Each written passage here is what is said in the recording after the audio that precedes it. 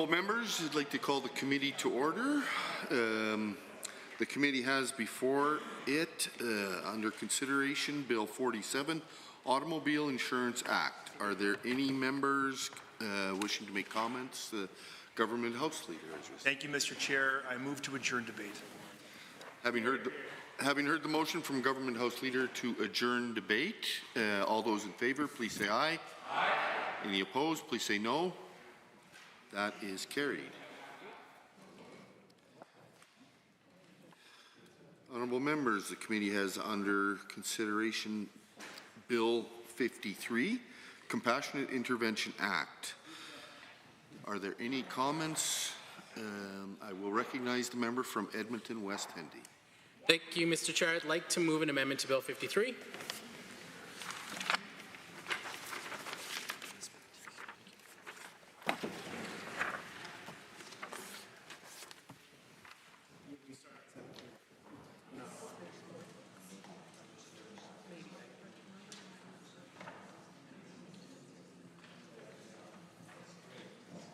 Okay, members, the amendment will be referred to as A3, and the member for West Hendy may proceed.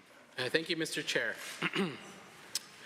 So with this amendment, I would like to just add on to what I've already spoken to, and I don't need to add more of what the background is for this.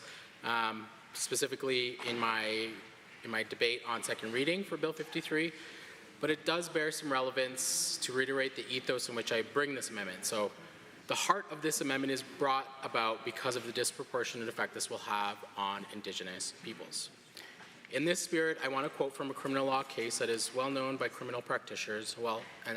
I know that this is not explicitly a criminal law bill.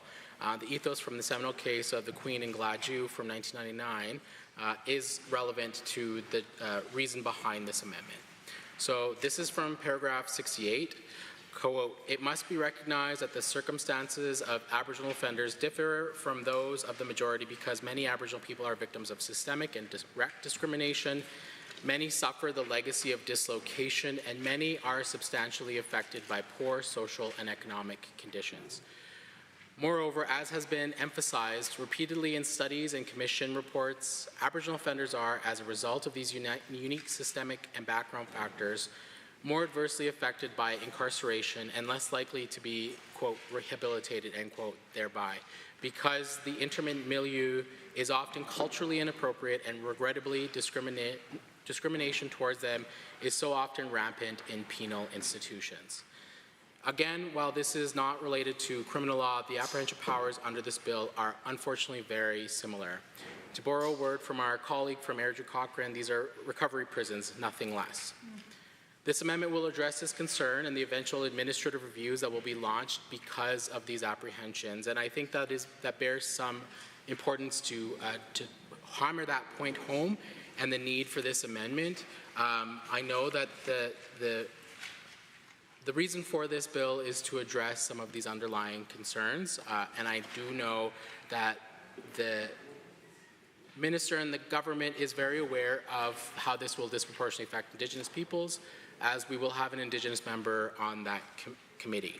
So I do believe that this is an amendment that will speak and strengthen the bill to make sure that we are addressing the historical lived realities of Indigenous peoples when it comes to apprehensions and potential mental health concerns, and the need for appropriate treatment for Indigenous folks under this, because again, like I said, it will disproportionately affect Indigenous peoples. And Mr. Chair, it's for these reasons that I move this amendment. Thank you. Amendment A3. Are there any other members wishing to provide comment or question? Seeing none, I will call the question on Amendment A3 as proposed by the Honourable Member for Edmonton West Henday. If you are agreed, please say aye. Aye. Any opposed, please say no. That amendment is defeated. Any other members wishing to provide comment, question, or amendments on Bill 53? The member for Calgary Curry is risen. Thank you, Mr. Chair. I move to an amendment to Bill 53, please.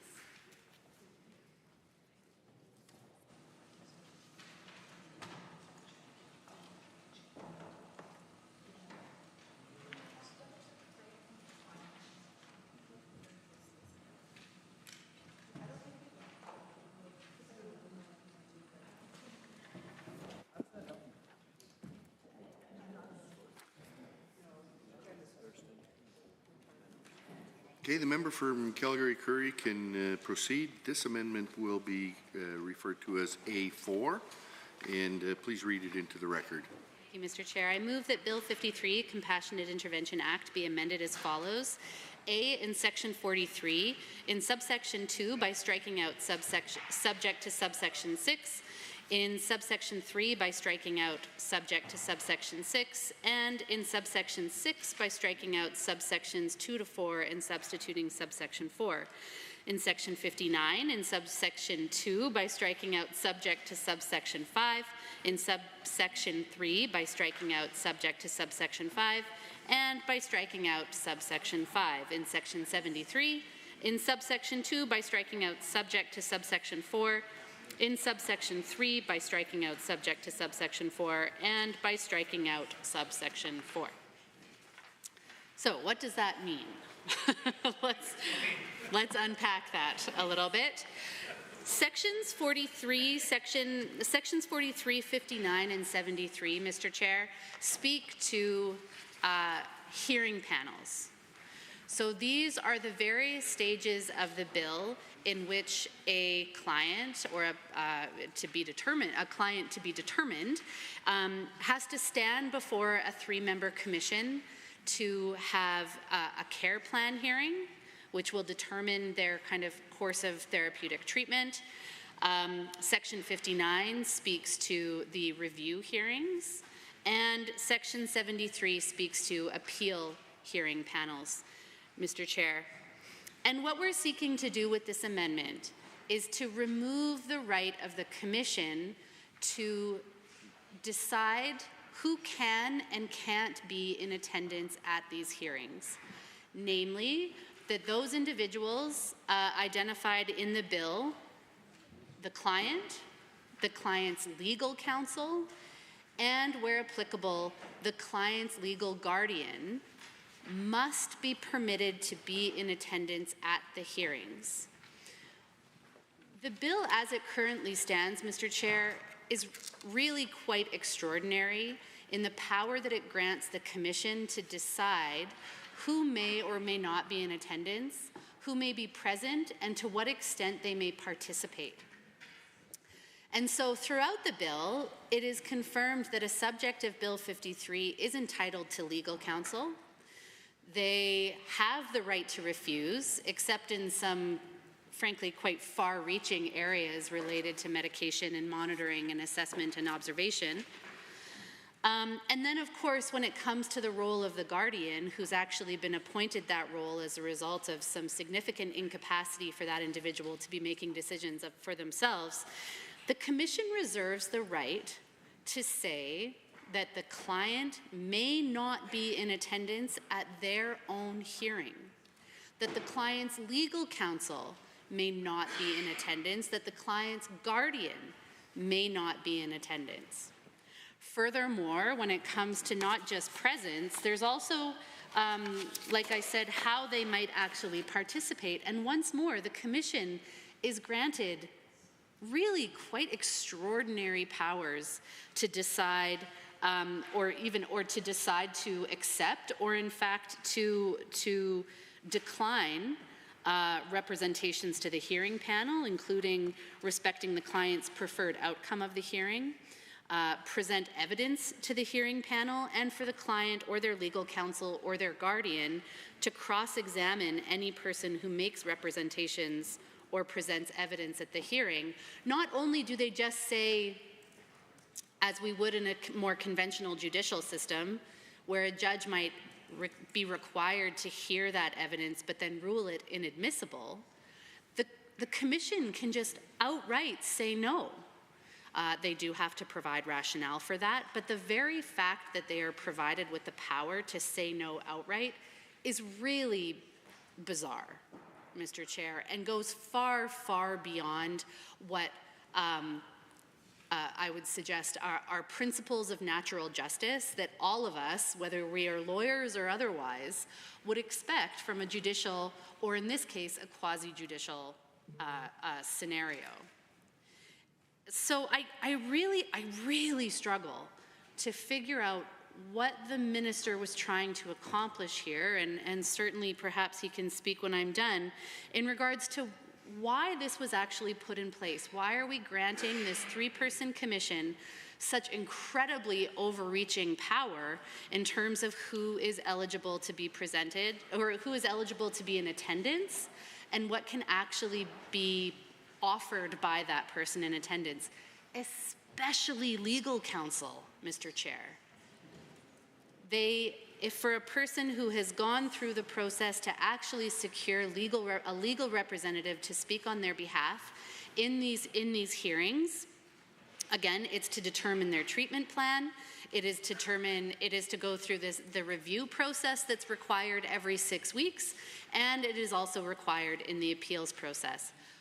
What is the rationale for why this is included?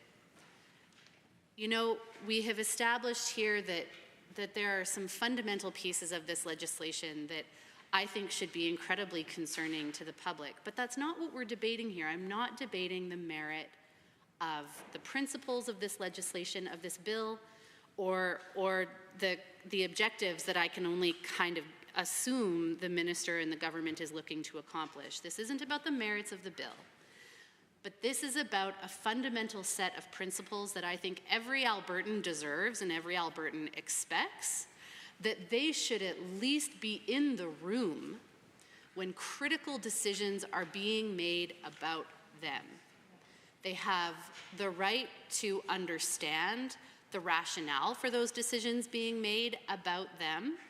We've established that this is involuntary, this is forced treatment, this is not something that people are voluntarily signing up for. But we have to put that aside, and I think that we can agree on both sides of this chamber that when such critical and life-altering decisions are being made about a person, they have the right to be in the room when those decisions are being made.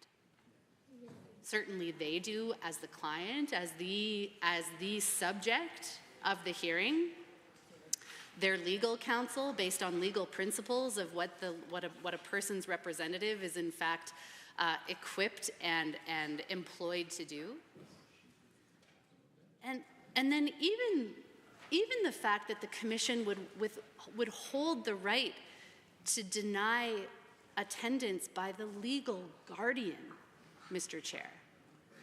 It assumes that if a person has a legal guardian, there is some kind of severe enough incapacity for that person to understand what is happening, that a guardian is there, therefore, on their behalf.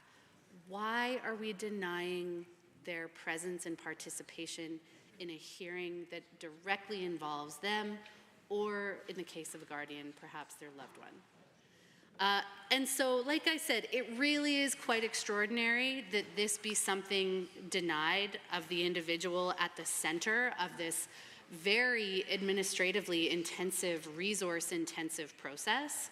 And the fact that the 3-person commission can choose to exercise what is really an extraordinary level of authority and power to deny the attendance of that individual just feels really out of place. It is a significant overreach. And again, not debating the merit of the bill in its entirety this evening, really just wanting to focus in on why we have granted such extraordinary powers to the commission when it comes to excluding people from being able to participate and to attend on such critical decisions that relate to their own person, to their own capacity, and to their own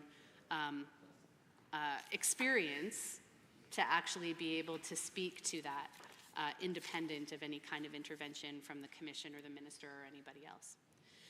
And so, again, this is in regards to care plans, so the initial treatment plan that will be determined for that individual. Do they have the right to speak up and say that they, much to my colleague's earlier amendment, do they have the right to speak up and request culturally appropriate care? Do they have the right to speak up about additional comorbidities that require attention? Do they have the right to speak up about certain medications that they will take versus others that they won't consent to, secure versus community-based treatment, it's possible that the Commission will deny any of that information, even just the provision of it, let alone the consideration. So it's in the care plan hearings, it's in the 6-week review hearings, and it's in the appeal hearings that we have granted far too much power, in my opinion, to the Commission to decide what is in fact even potentially provided, let alone considered appropriate or admissible. Thank you very much, Mr. Chair. On that note, I will cease my comments, and I look forward to the answers from the Minister. Thank you. And Amendment A4, are there any others wishing to provide comments, questions? Seeing none, I am prepared to call the question on Amendment A4 as proposed by the member for Calgary-Curry. Are you agreed? Any opposed? Opposed. That is defeated. We are back on to the main bill, Bill 53, Compassionate Intervention Act. Are there any members wishing to provide further comments or questions on Bill 53? Seeing none, I am prepared to call the question on Bill 53. Bill 53, Compassionate Intervention Act. On the clauses of the bill, are you agreed? Agreed. Any opposed? No. On the title and preamble, are you agreed? Agreed. Any opposed? No. That is carried. Shall the bill be reported? Are you agreed? Agreed. Any opposed? That is carried. Okay, sure. Yeah, let's do that. Honourable members, the committee has before it Bill 48, iGaming Alberta Act. Are there any comments, questions, or amendments to be offered with respect to this bill? The member for Calgary-Falconridge. Thank you, Mr. Speaker. Rise today to address Bill 48, the iGaming Alberta Act, which is being introduced as a part of an effort to regulate online gambling in our province. While the intention behind this bill is clear, to create a framework that brings online gambling out of the shadows and under provincial regulation. There are significant questions and concerns that need to be addressed before we can fully evaluate its potential impact on Albertans. Let me emphasize that there are several key issues that must be discussed regarding the proposed framework for iGaming in Alberta. First is the uncertainty around regulations and rules. A central concern with Bill 48 is that we still do not know what the specific regulations or rules will be for the proposed Alberta iGaming Corporation. While the bill sets the groundwork for the creation of this new Crown Corporation, the details regarding player protection, advertising restrictions, and responsible gambling policies will be determined only after the bill is passed. As the MLA from Calgary, Falconridge, Northeast has noted, only time will tell if Alberta's attempt to curl the online gambling sector will be successful, as the actual rules and regulations companies will need to follow haven't been determined yet. This lack of clarity raises several questions. What will the regulations look like? How will the government ensure that gambling does not become more addictive or accessible to vulnerable populations, especially minors and at-risk individuals? Second, is the impact on children, youth, and gambling addiction? One of the major concerns raised by experts is the impact this bill could have on children and youth. Online gambling is already a significant issue with an increasing number of young people gaining access to gambling platforms. Unfortunately, age verification measures can be easily bypassed with fake birth dates. As reported in a CBC article, Ontario saw a 78% increase in wagers being placed in the first year after implementing similar legislation. With such a sharp increase, how can we ensure that minors aren't exposed to online gambling? How will the government address the potential harm that greater advertising exposure may have on children and youth, who are more vulnerable to addictive behaviors?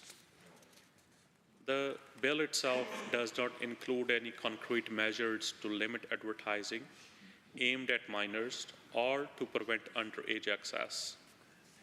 While the government has acknowledged that they have the power to limit advertising from licensed gambling sites, they are unable to control advertisements from out of province or offshore companies. This poses a real challenge when considering the effects of increased exposure. Will the government implement stricter regulations on advertising, particularly during programs that target younger audiences? Third is player protection and gambling addiction prevention. Another area of concern is the absence of clear measures to address gambling addiction in the bill itself. While it is true that the bill allows for regulations to be introduced after its passage, these are currently unknown. The MLA from Calgary Northeast rightly pointed out that the UCP will need to ensure more tools and resources are in place to support those with gambling addictions. The voluntary self-exclusion program mentioned in the bill is a step in the right direction.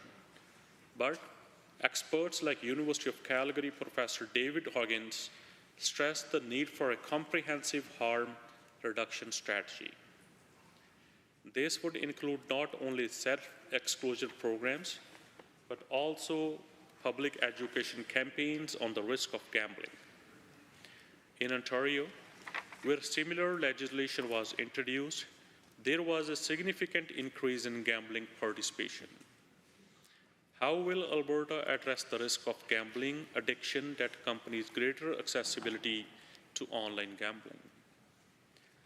Fourth is the financial impacts and equitable distribution of revenue. There are also important questions about how the revenue generated from this new system will be used and who will benefit from it. The government has stated that one of the benefits of this will be increased revenue. But we must be clear about how this revenue will be distributed. Will the funds generated from online gambling be reinvested into the community, including into services for those affected by gambling addiction? My colleague from Calgary Northeast has raised a concern that the increased revenue and jobs are realized by all Albertans, including First Nations and Métis people, no matter where they live in the province. In Alberta, the charitable organizations and First Nation communities currently benefit from revenues generated by physical casinos, which fund essential social and community programs. Will these groups continue to receive their fair share of funding if the bill is passed? Or will those funds be redirected into the General Revenue Fund? Mr. Speaker, Mr. Chair, the CBC article highlights that many Albertans are concerned about how the move to regulated online gambling could impact local charities, which rely heavily on the revenue generated from land-based casinos. What is the government's plan to ensure that these charities and First Nations communities are not left behind. Fifth is the transition from unregulated to regulated gambling. As the bill aims to bring online gambling out of the gray market and into regulation, one major challenge will be ensuring that offshore operators comply with Alberta's new rules. While Ontario's model has led to the registration of several offshore gambling companies, the success of this transition remains uncertain. The MSN report notes that Ontario saw 40 offshore online gaming companies register after they passed legislation, but also observed that how many offshore companies continue to operate unregulated. How will Alberta ensure that these companies adhere to the new regulations, and what measures will be in place to enforce compliance? Sixth is the accessibility of online gambling and potential for increased gambling participation. Another concern with the bill is the potential for increased participation in gambling, particularly as online platforms make gambling more accessible. According to the CBC article on Ontario's online gambling experience, the province saw a 78% increase in wagers being placed after they implemented their regulated online gambling system. While this increase in participation may lead to higher revenue, it could also result in more people developing gambling problems. What steps is the government taking to limit gambling addiction as online gambling becomes more mainstream? Are there sufficient checks and balances to ensure that individuals are not being exposed to aggressive market techniques or being encouraged to gamble beyond their means? In conclusion, Bill 48 represents an ambitious step toward regulating online gambling in Alberta. However, the lack of clarity around key issues such as player protection, advertising restrictions, and revenue distribution leaves many questions unanswered. We must ensure that the regulatory framework is robust enough to protect all Albertans from the harms of gambling addiction.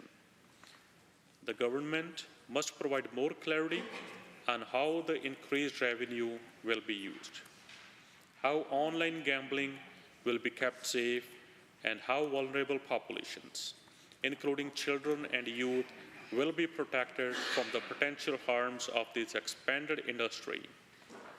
We will continue to monitor the development of the regulations that will follow and ensure that any move toward regulating online gambling is done in a way that prioritizes the safety and well-being of all Albertans. Thank you, Mr. Chair. You're here. You, the member for Calgary Foothills. Thank you, Mr. Chair. I'm pleased to rise to speak to Bill 48, and I think several of my colleagues have already made some arguments about Bill 48 and why this can be a beneficial bill, but where there's also some opportunities lost, perhaps, in this bill. So understanding the purpose of the bill, that we do want to create some kind of like additional regulations around online gambling. Obviously, online gambling is exploding in its popularity and accessibility. It's also incredibly difficult to regulate, as we have heard from some of my colleagues that Ontario maybe kind of went down this path first in creating online gambling corporation and trying to attract some of that online gambling into like a government regulated space. But we also know that there are a lot of relatively easy paths for people to take to access sites and gambling sites that maybe are outside of a regulatory framework. I think it behooves the government to always be thinking about that this is a dynamic issue. And we know that the regulations to come are perhaps going to be dealing with some of those, and I look forward to, like, over time, kind of a constant evolution of, like, how Bill 48 is being applied, or the regulations that we have accompanying with Bill 48 to address some of the issues that have already been raised, including youth access to online gambling. But there are also some economic costs to online gambling that I don't know whether or not I have heard my colleagues talk about, you know, potentially some of the maybe diversion of funds that would have been raised by casinos or gambling facilities that are on First Nations land, and that we might be taking away some revenue from First Nations, and that we perhaps need to be looking at ways of revenue sharing with those that are operating casinos and other kinds of gambling facilities in their raising of funds.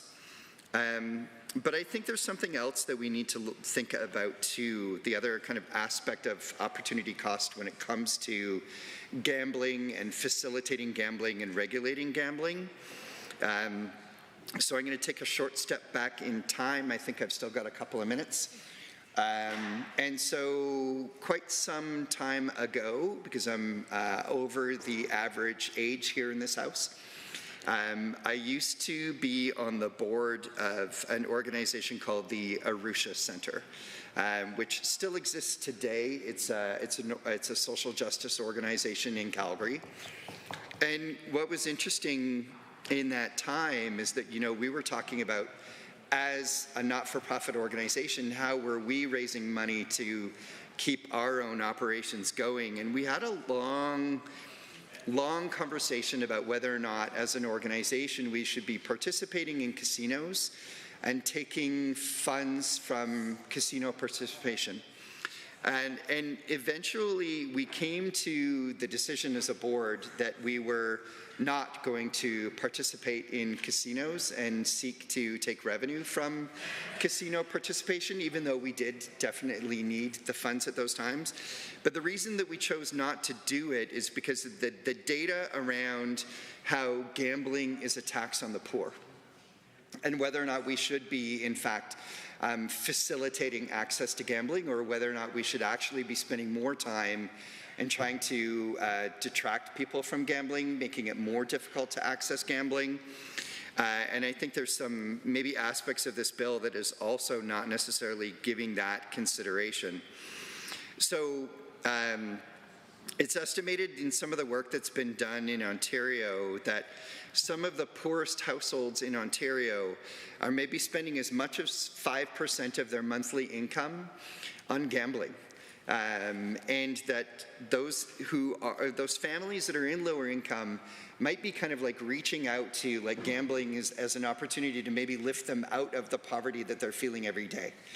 But as we all know, the odds are stacked against them. And so it turns into, like, what we call a tax on the poor. They end up spending so much more on gambling than they could ever hope to gain back again. And this also includes when we're talking about online gambling. And so, and people who fall into that, and it maybe kind of like leads to a downward spiral, can cause or augment other social challenges that that household or that person may be facing. And as a result, they may be falling into a space where the government then needs to be able to has to step in with social programming or supports to lift that person back out of that dark place that they have arrived in. And we've obviously had lots of conversations about addictions in this house. And so one of the things I'd like to point out with 48 is that it appears that the funds that would be earned would be coming into general revenue. And I think we need to think more about maybe specifically directing those funds to support people who are facing addictions with respect to gambling, we should maybe be careful in using those funds about educating people about the challenges that could be faced with gambling, to give them a sober second thought before they enter into online gambling or any kind of gambling. And so I think these are maybe some of the areas that could be thought of when we think about Bill 48. And so there are some good things to Bill 48, but I think there are also some things that we really need to think about. And hopefully when we start to create the regulations attached to it, that those will be duly considered. So on that, Mr. Chair, I think am I adjourning debate? Am I just sitting down? Thank you. Any other members wishing to provide comments or questions, amendments? Bill 48. Seeing none, I am prepared to call the question. On the clauses on Bill 48, iGaming Alberta Act. On the clauses of the bill, are you agreed? Yep. Agreed. Any opposed? That's carried. On the title and preamble, are you agreed? Agreed. Any opposed? That's carried. Shall the bill be reported? Are you agreed? Agreed. Any opposed? That is carried.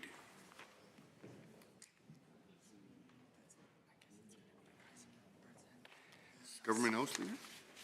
Mr. Chair, I move that the committee rise and report progress on Bills 50, 46, and 57, and report Bills 48, 51, and 53.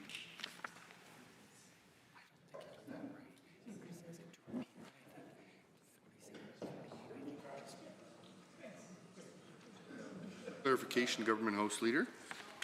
Reporting progress on Bill 50, 50, 46, and 57. And 48. And 48. No, not progress. I believe 48 we voted on. Okay, sorry. Is he saying 47 or 57?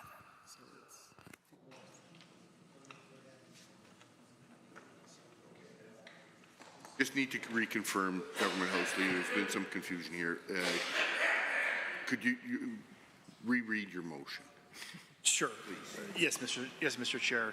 I move that the committee rise and report progress on Bills 50, 46, and 57. 47. Okay, Bill 47. I apologize. And report bills 48, 51, and 53. Having heard the motion from Government House Leader, all those in favor, please say aye. Aye. Any opposed, please say no. That is carried.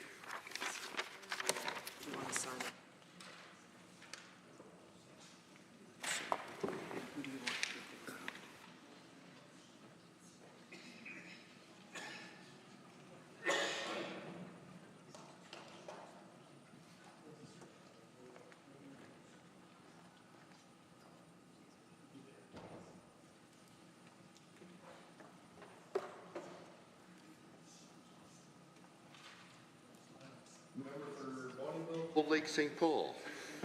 Thank you, Mr. Speaker. The Committee of the Whole has had under consideration certain bills. The committee reports the following bills: Bill 51, Bill 53, Bill 48. The committee reports progress on the following bills: Bill 50, Bill 46, and Bill 47. I wish to table copies of all amendments considered by the Committee of the Whole on this date of the official record of the Assembly. Does the Assembly concur in the report? If so, please say aye. Aye. Any opposed, please say no. That is so ordered. Bills and orders for third reading. Bill 37, Mental Health Services Protection Amendment Act 2025. The Honourable Mr. Williams. The Honourable Minister of Mental Health and Addiction.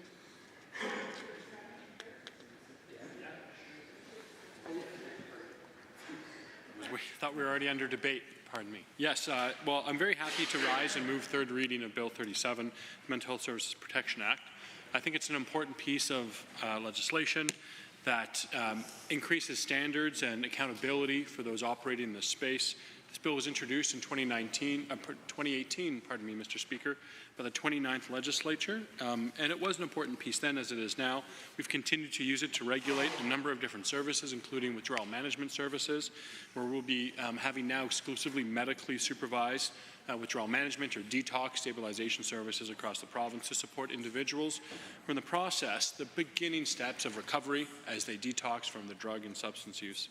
Of course, we also regulate through this intensive treatment services, which includes residential care for an individual with addiction, and non-intensive recovery services, including a recovery-oriented environment that provides less intensive treatment compared to intensive treatment services in other categories. Of course, the legislation would also move content regarding bed-based addiction treatment services from the Act to regulation and our standards. It would rename and clarify language surrounding residential addiction treatment services and bed-based addiction treatment services, and supervised consumption services and drug consumption services.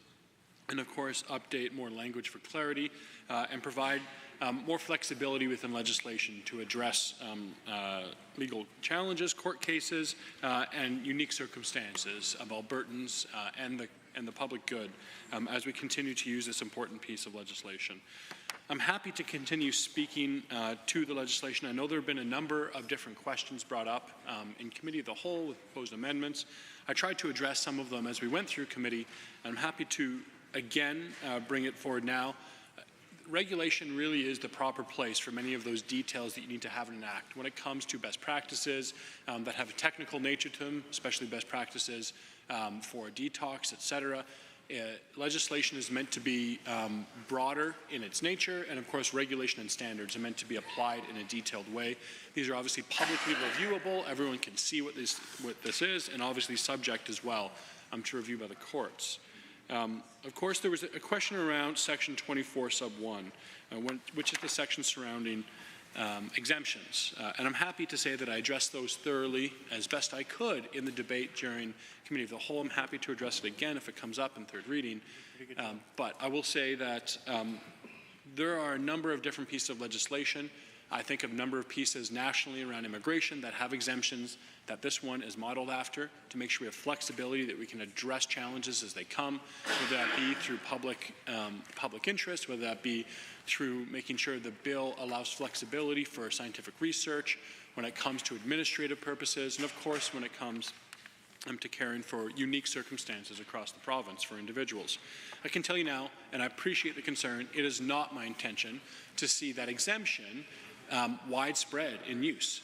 But it is an important piece of the legislation. Of course, the 29th legislature, with legislation introduced by an NDP government, included parallel exemptions for ministers to use in the Climate Leadership Implementation Act, supporting Alberta's Local Food Sector Act, and Modernizing Municipal Government Act, to name just a few.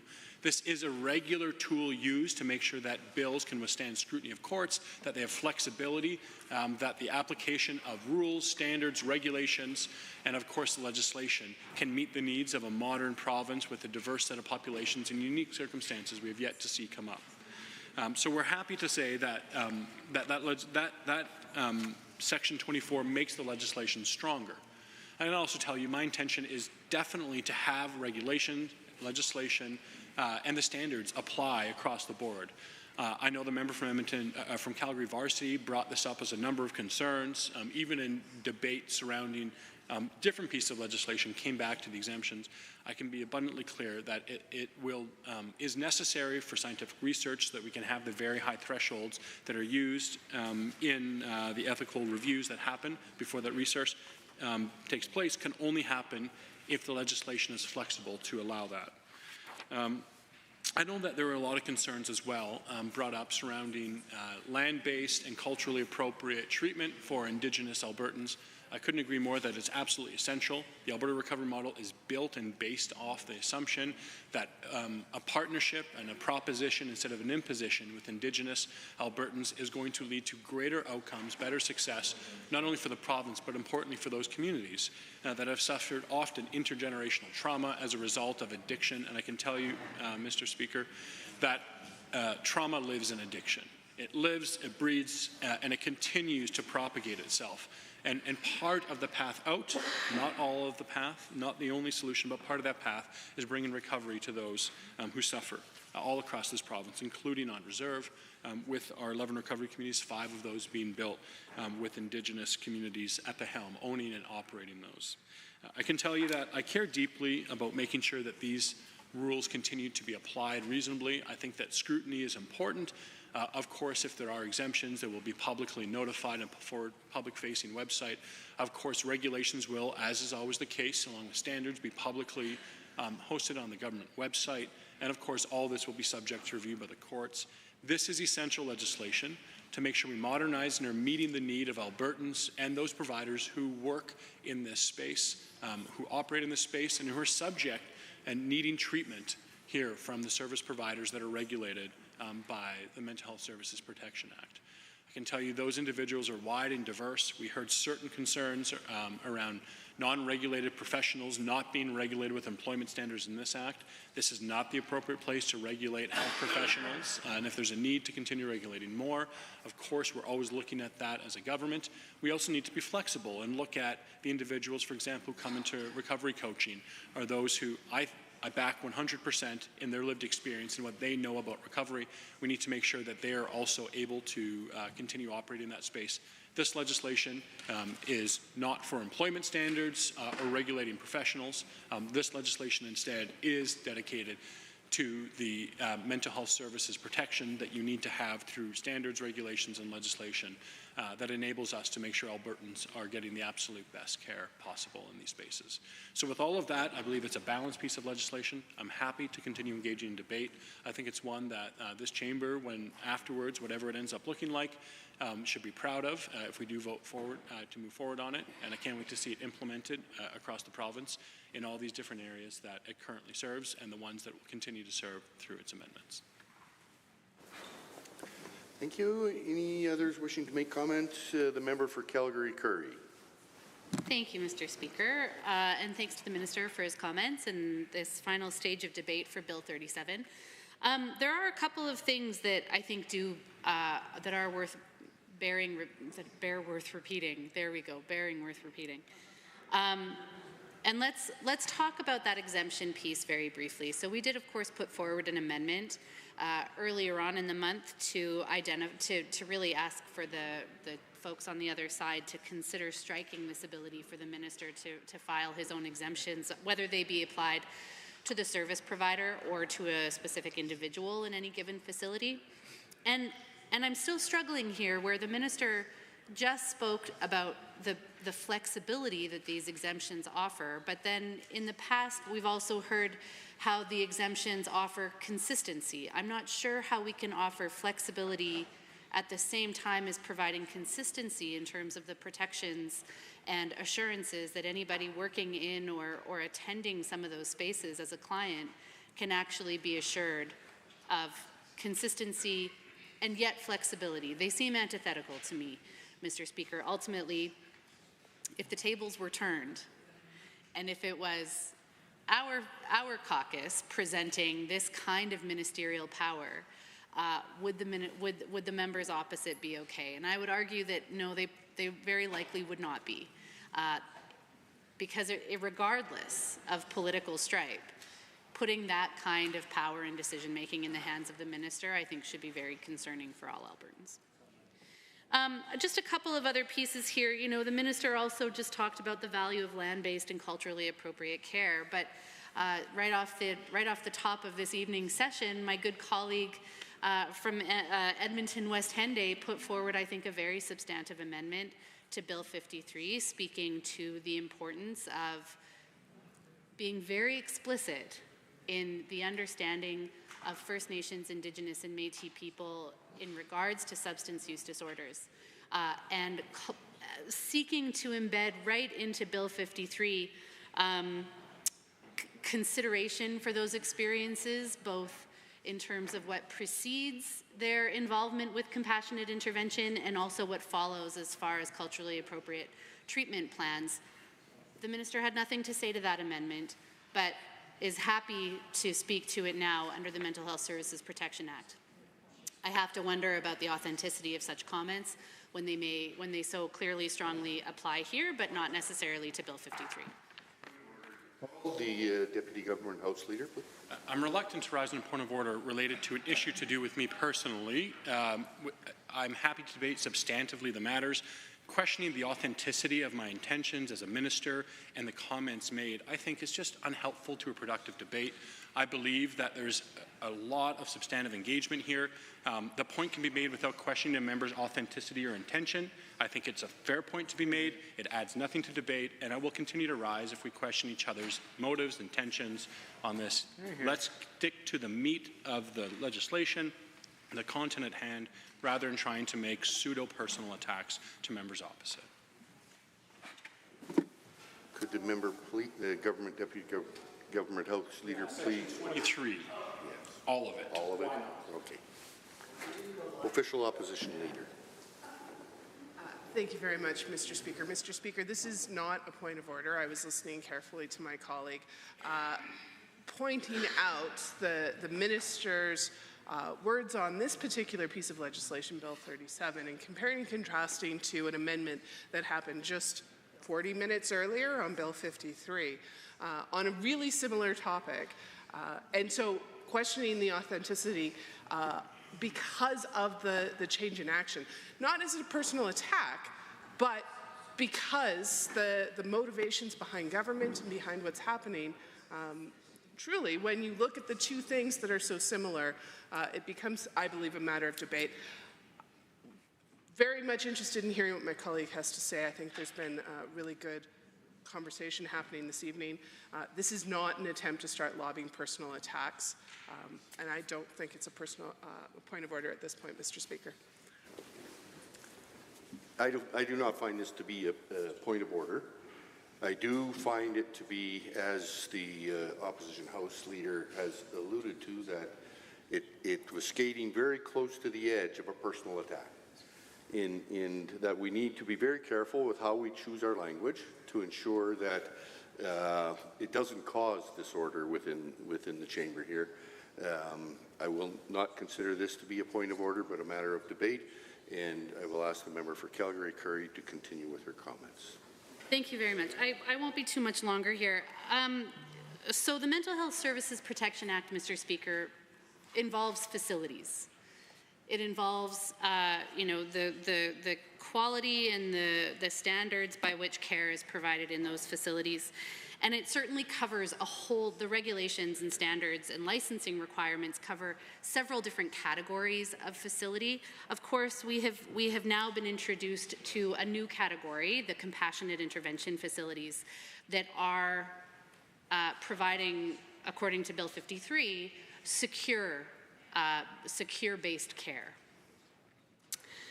The now former Minister of Infrastructure has raised, I think, some very significant flags around the actual capital builds for these compassionate intervention facilities that, in my mind, are directly related to the quality of care that is then actually able to be provided in those spaces. According to documents that have been tabled, the compassionate intervention facilities were initially going to cost $230 million to build, and that they would have been open in 2027. That number has since been significantly revised to $90 million apiece, opening in 2029. I would expect, Mr. Speaker, that the considerations of a facility that would cost $230 million to house 150 clients against their will versus a facility costing $90 million for 150 people are going to have some pretty significant discrepancies. And so when we're talking about the licensing and the standards required of these facilities, I have significant concerns that when the number has gone down as significantly as apparently it has, for reasons we have no information, we have no access to, how much can Albertans trust that the quality of that facility, that the quality of the care that is going to be provided in that facility when it has been so significantly reduced in budget is in fact going to be there? There are millions of dollars being poured into mental health and addiction, with thus far very little accountability or demonstration of the impact of said investments. And when we complement that or align it with more licensing and standards and regs that come out of the legislation and into the ministerial order realm, where the minister can, with the signature of his name, bring them into being, does not evoke the kind of trust, the kind of accountability that Albertans would expect of the system. And so Bill 37, I agree, is incredibly important. It is incredibly important that we trust what's actually happening between those four walls. And thus far, over 6 years of this government, I don't think there's any more transparency about what's happening in these facilities than there was before. And I don't believe that Bill 37 is in fact improving the transparency of what's happening there, particularly when the budget for the newest facilities has dropped by as much as it has, $140 million less. What is being compromised when we have underspent or under budgeted as significantly as that? Certainly, it's a big flag of concern for the former Minister of Infrastructure. He's raised it a number of times in these chambers, and I echo those concerns. Thank you very much. Any other members wishing to speak? The member for Calgary-Edgemont. Thank you, Mr. Speaker. I rise today to speak against Bill 37, the Mental Health Service Protection Amendment Act. For me, knowing that the UCP is creating the Alberta Recovery Model, under the leadership of Marshall Smith, who was the former Chief of Staff of the Premier, is concerning, and it raises a lot of alarms for myself and my constituents. Knowing that this bill supports framework, that we're looking at the 3 designation of care beds, the withdrawal management, intense recovery, and non-intense recovery. For me, though, it just raises a lot of concerns knowing who helped architect this bill.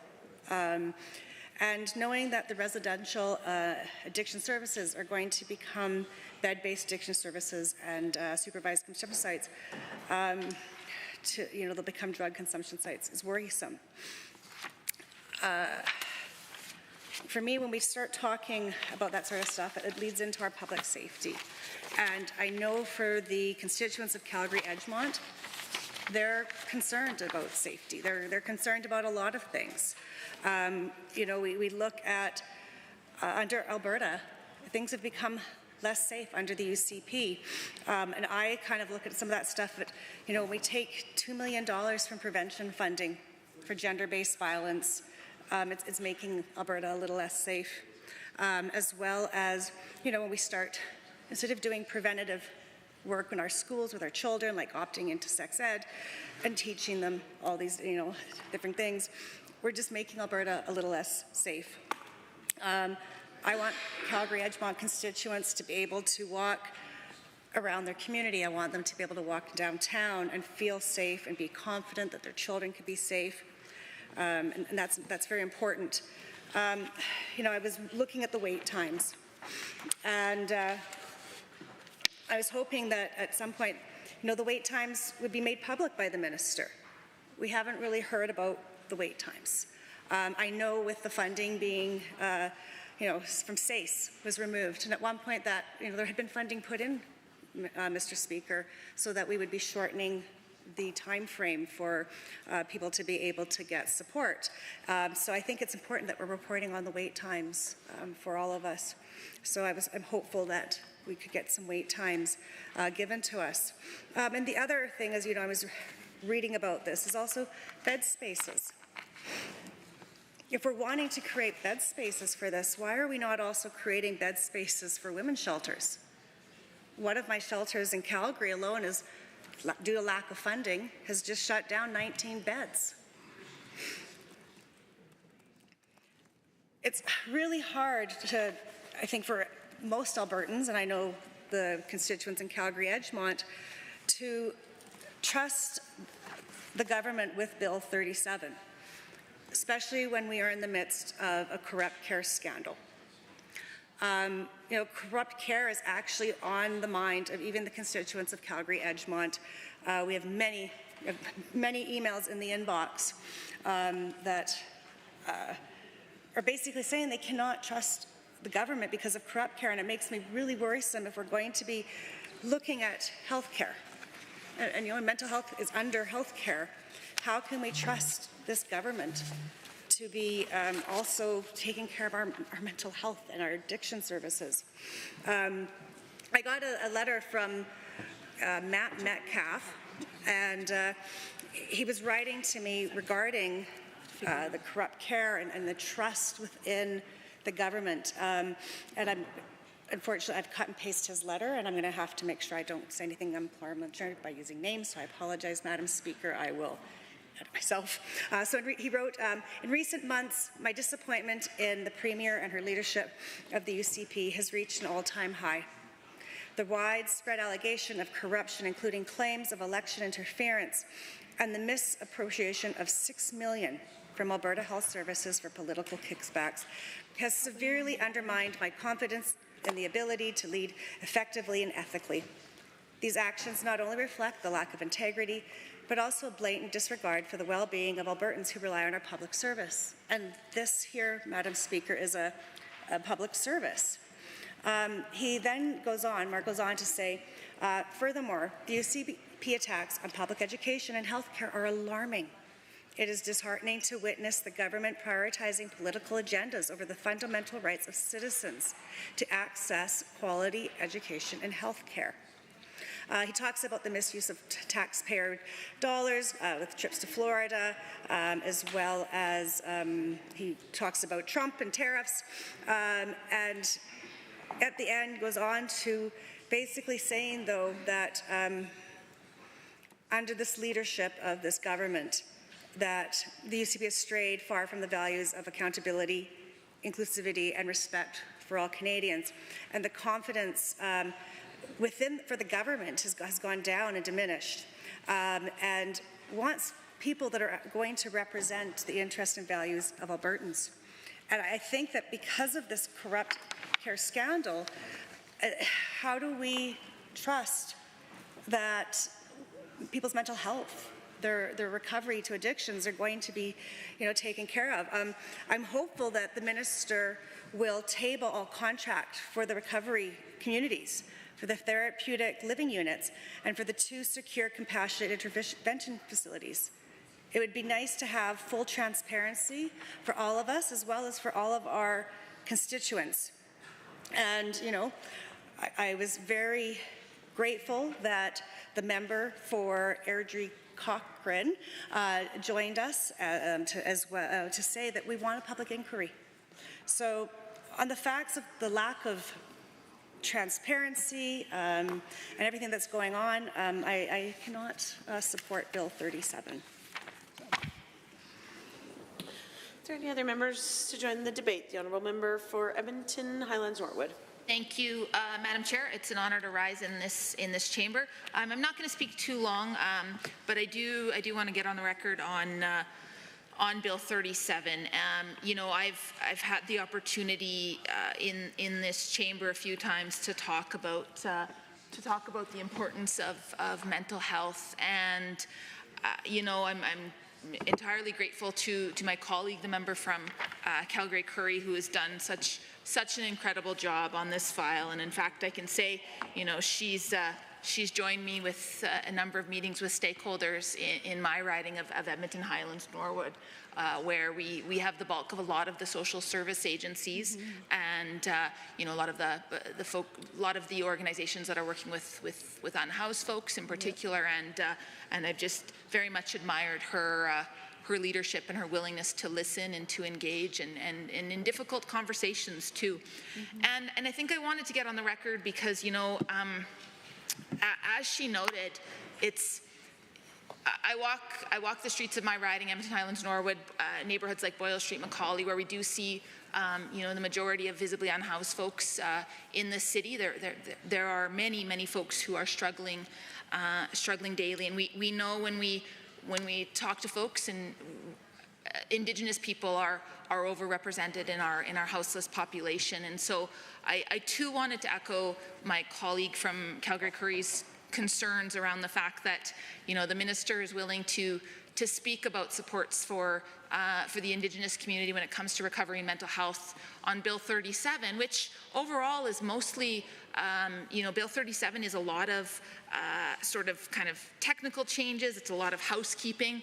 It's not a lot of substance. So he's willing to talk about those communities in the context of Bill 37, but when my colleagues, in fact, my Indigenous colleagues, my colleague, the member from Edmonton West Henday, puts forward, a thoughtful amendment on Bill 53, the Compassionate Intervention Act, related to similar issues, the minister is not willing to engage and not even willing to defend his position in not supporting it. And so I find that challenging too. I'm not attacking his character at all. I would have loved to just hear a bit more rationale from that minister, because I know he too cares about his file. He comes at it from a different perspective than us on this side of the House. But I would have liked to just hear a bit of a rationale as to why he wouldn't be supporting it. And I think I have to also note on the record, since we are in third reading, that this government has such an opportunity to truly make a transformational impact on the communities that I represent in Edmonton Highlands, Norwood, but across the province as well in the area of mental health. Yet, when given the opportunity, we get Bill 37, which again is a lot of housekeeping. I'm not disputing that some of those pieces are needed, but as my colleagues have pointed out, we have a lot of concerns with the bill as well. But similarly with 53, when we're talking about mental health, and we've heard from countless stakeholders that there are concerns, and I don't need to echo those here because, of course, that would be potentially out of order.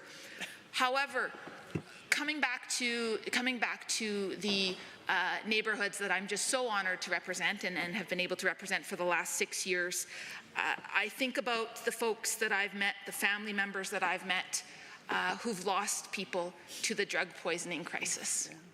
And there have been too many. There have been too many. I know my colleague from Calgary Currie talked about this the other day in Bill 37 debate, and it really made me pause too, right? We're still, I think, around 5 people. Okay, down from 5 to 3 people a day. Regardless, one is too many. One a day is certainly too many. One a month, one a year is certainly too many as well. And so, I come back to the conversations we've had multiple times in this chamber around the need for the wraparound supports for folks. One of the things I'd have to search Hansard or, I don't know, my social media or something to talk about the number of times that I've brought up the need for permanent supportive housing. I haven't seen movement on that, on permanent supportive housing from this government at all. And you might say, maybe the chair is thinking, well, what does that have to do with Bill 37?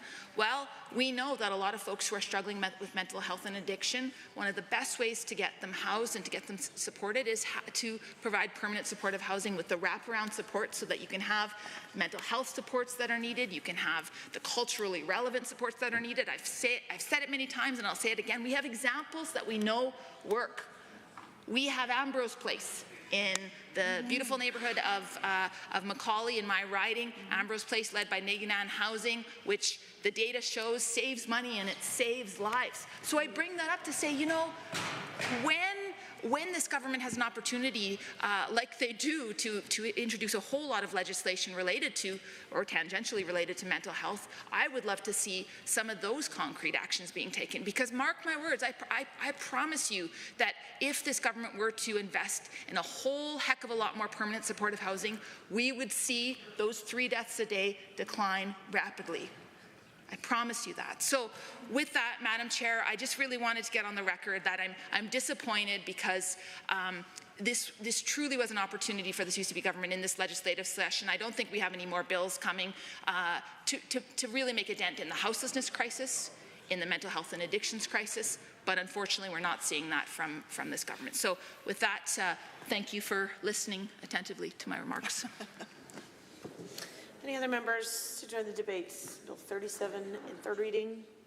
Seeing none, would the minister like to close? The Honourable Minister of Mental Health and Addiction. Thank you. I'll try and stay brief as well, and I appreciate the engagement from members opposite. And there was substantive debate. There was also a lot of advice for government surrounding future legislation and programming. We heard a lot about another bill, Bill 53, Compassionate Intervention Act. We heard about housing supports, heard about women's shelters, and programming that should accompany it. I can tell you, though it doesn't relate to this bill immediately, which is demonstrably true, as a Deputy Government House Leader, I'm taking note of that, of course, and we're happy to consider how we need to address those crises in tangent with what we're doing here with MISPA amendments that we're bringing forward. I also, with both my parents being teachers, they were big proponents of modeling, so I'll model now examples to members opposite how without ascribing any kind of unavowed motive, a way to show contradictions in some of the debate brought forward. Not putting individuals on the spot, but instead sort of the unreasonability of it. I appreciate that, again, on a previous debate, an amendment was brought forward by the member from Edmonton West Henday on Bill 53. The member spoke for a grand total of 2 minutes and 19 seconds, at which point there were no members opposite who continued that debate. It's a substantive amendment, obviously, in committee of the whole, and it was voted on immediately. I think it could have been worthy of more consideration had members opposite or others wanted to continue the debate, but this chamber chose otherwise. For 2 minutes and 20 seconds, I can't think of many amendments that have been on the floor that short a period of time. And then also, I want to address as well the concerns around the exemption in Section 24, where members opposite were concerned that if the shoe were on the other foot, that they couldn't imagine what politically we would feel on this side of the House had those been brought forward. Well, I listed a number of pieces of legislation that members opposite and, to be honest, Trudeau Liberal governments had brought forward with exemptions, and I have never made a social media post on it. I have not moved to have those pieces of legislation repealed. The shoe is on the other foot. Exemptions like this, like we see for the minister's capacity, are normal so that legislation continues to be flexible and meet the need of Albertans day to day. I'll also note, again, not saying that members opposite don't have more important things to do, but there have been 0 questions in question period in a matter of probably 8+ weeks that this bill has been introduced. They're very welcome to do so. Obviously, they have important questions they need to ask. They're welcome to that. I don't think they think this is unimportant, but I think it does speak to perhaps a contradiction in argument. Members opposite escalating emotive attacks on the other side because of it. I also, for the record, have not had a single question on Bill 53 in question period. I'm very happy to hear it. At some point, if members are concerned about it, they believe it is such dramatic, consequential legislation, I'm happy to debate it. I unfortunately can't stand up in question period and address those. I have to wait for members opposite to do so. So I hope that does happen before it passes.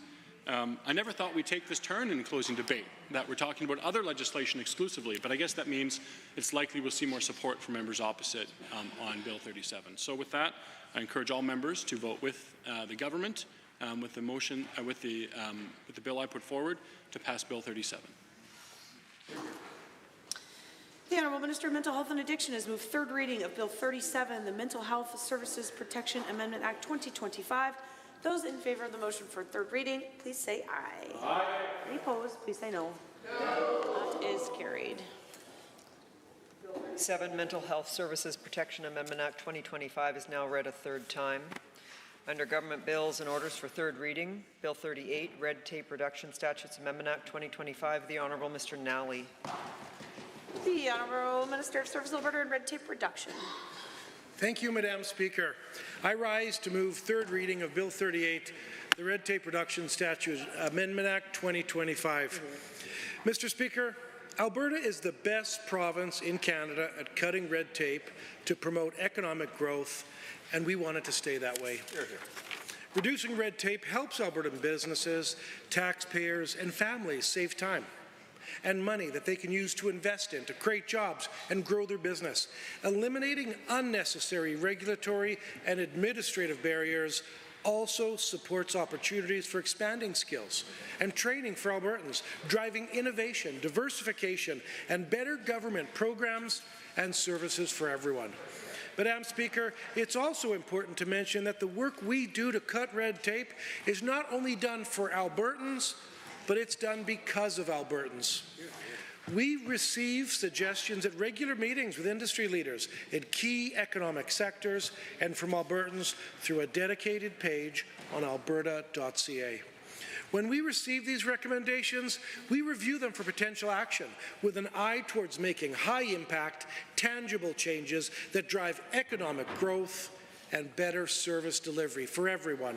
This strategy has helped us eliminate more than 209,000 regulatory requirements since 2019, and it's resulted in more than $2.9 billion in cumulative savings for Albertans. Madam Speaker, thank you.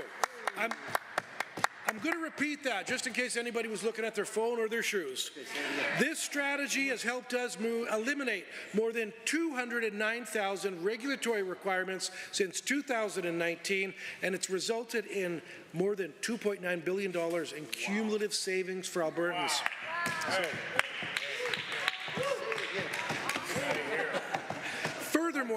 Furthermore, Madam Speaker, to ensure that red tape does not creep back in and undo the hard work that has been done, we've made important changes to the Red Tape Reduction Act last year, and we created a supporting regulation that ensures we hold ourselves accountable as a government.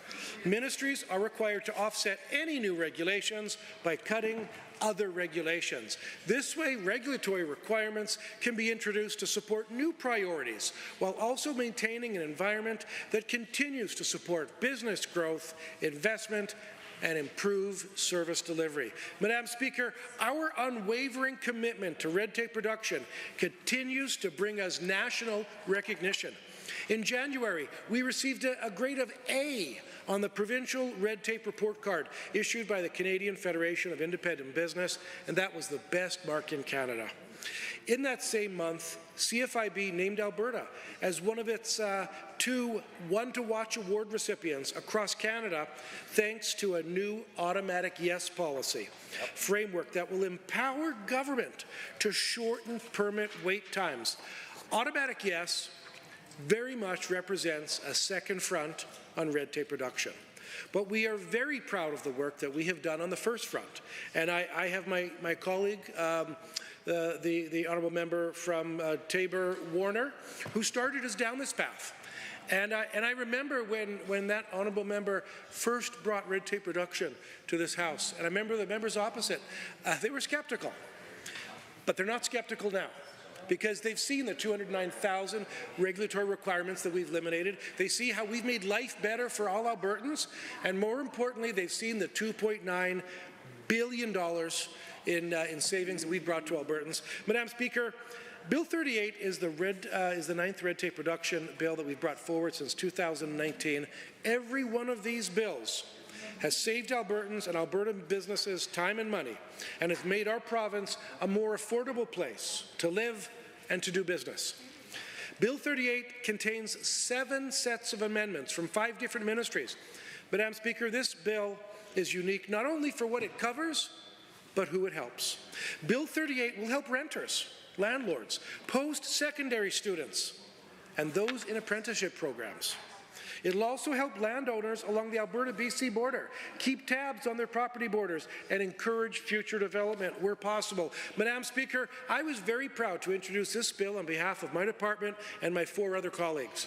Today, I'd like to thank all members for the healthy and fulsome debate that's taken place about this bill, and I look forward to future discussions about how we can make life easier for our province's job creators, our taxpayers, and our families. Thank you, Madam Speaker.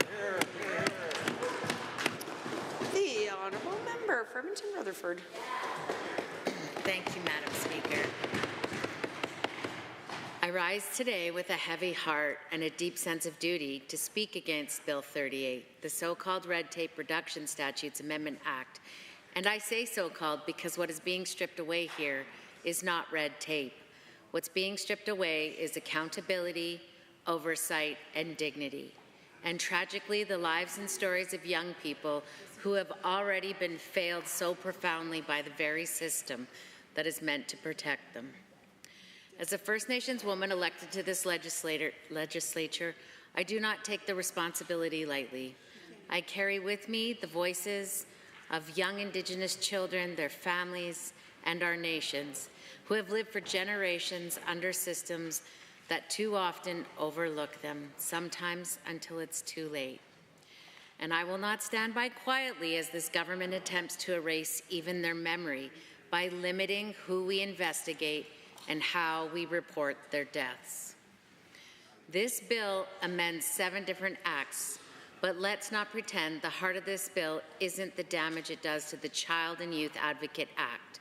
The most alarming change is that youth deaths, once reviewed up to the age of 24, will now only be reported on, investigated, or reviewed at the discretion of the advocate if that youth is 18 or 19. And for those 20 and older, it's silence, nothing. No investigation, no reporting, no accountability.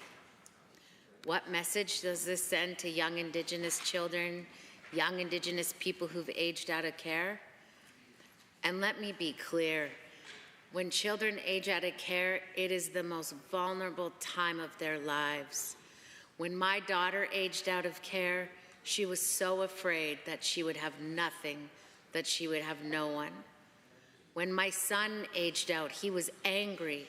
He would have no home to live in. He would have no one to take him to a doctor's office. And now, if something were to happen to them, there would be no one to talk about it.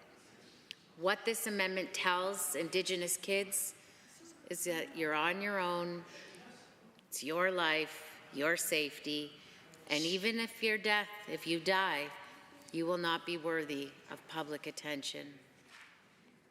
This is the part that hurts. Let's be clear.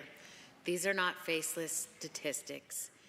These are young children from our families who've often grown up in government care, whose lives have been shaped by the very decisions of this government.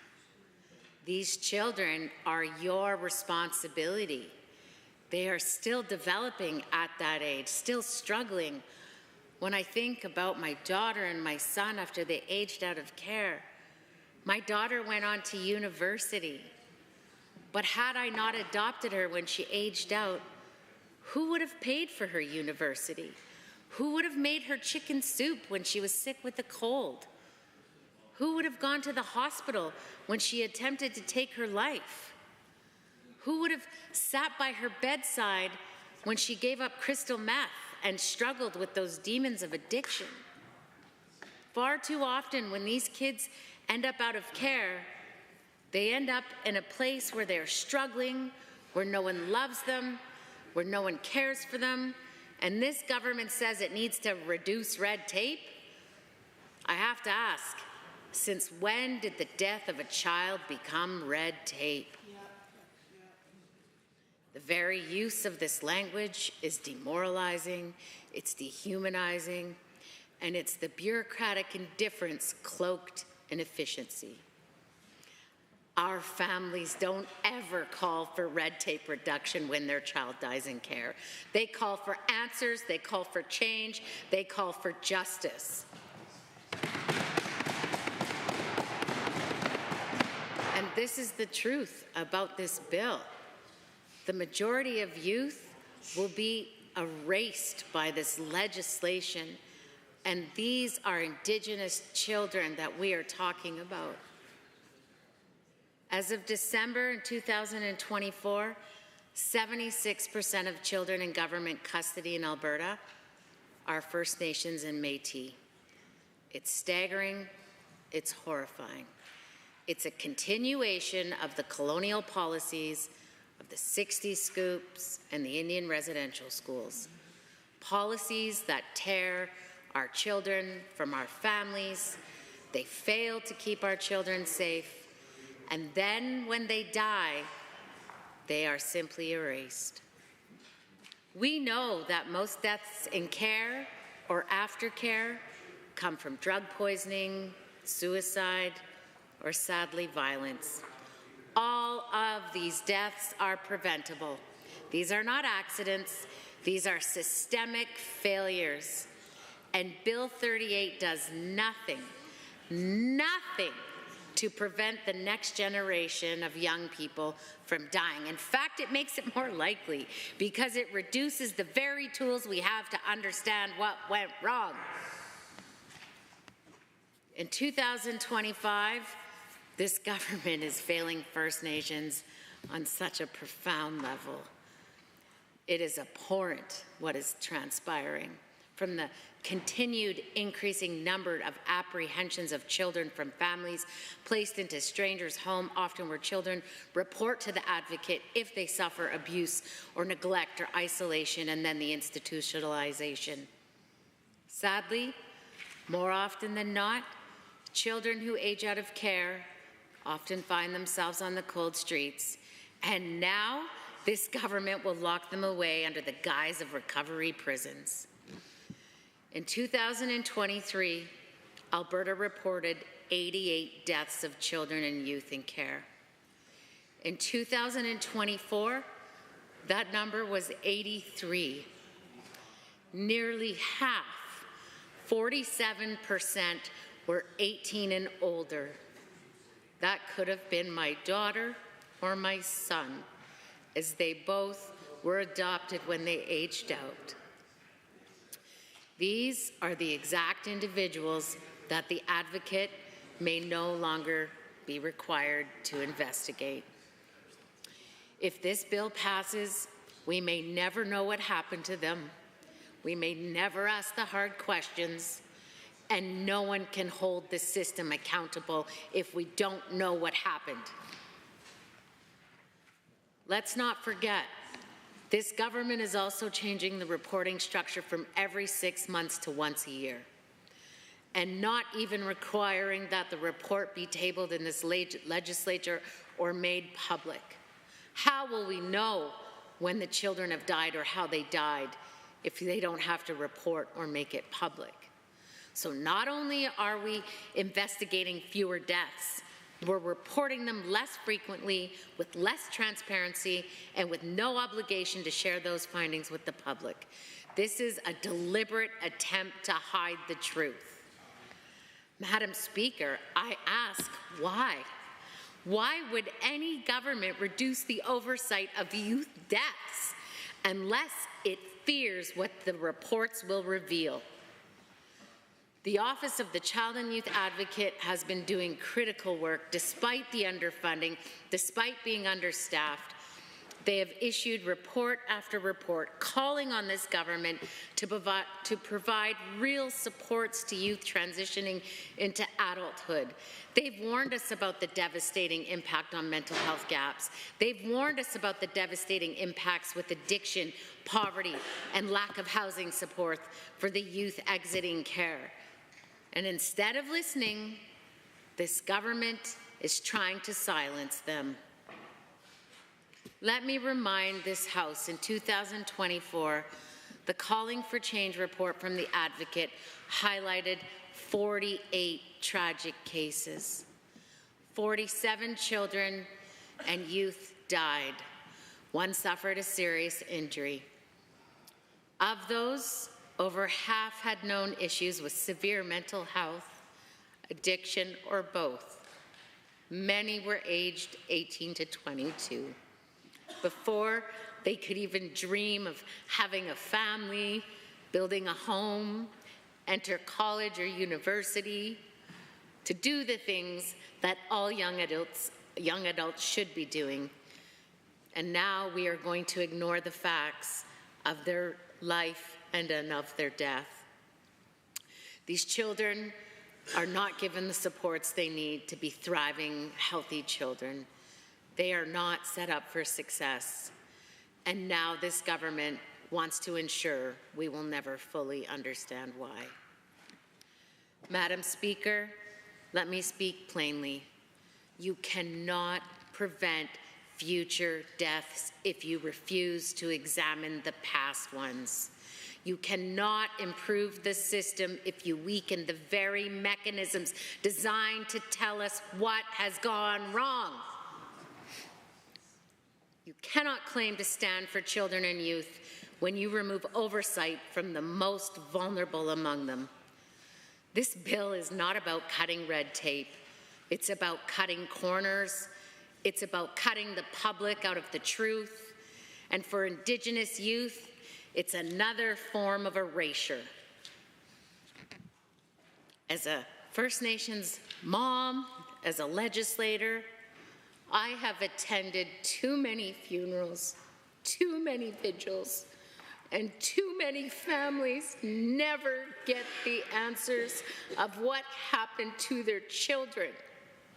I have watched our families carry grief that never ends because our children continue to die in a system that fails to protect them.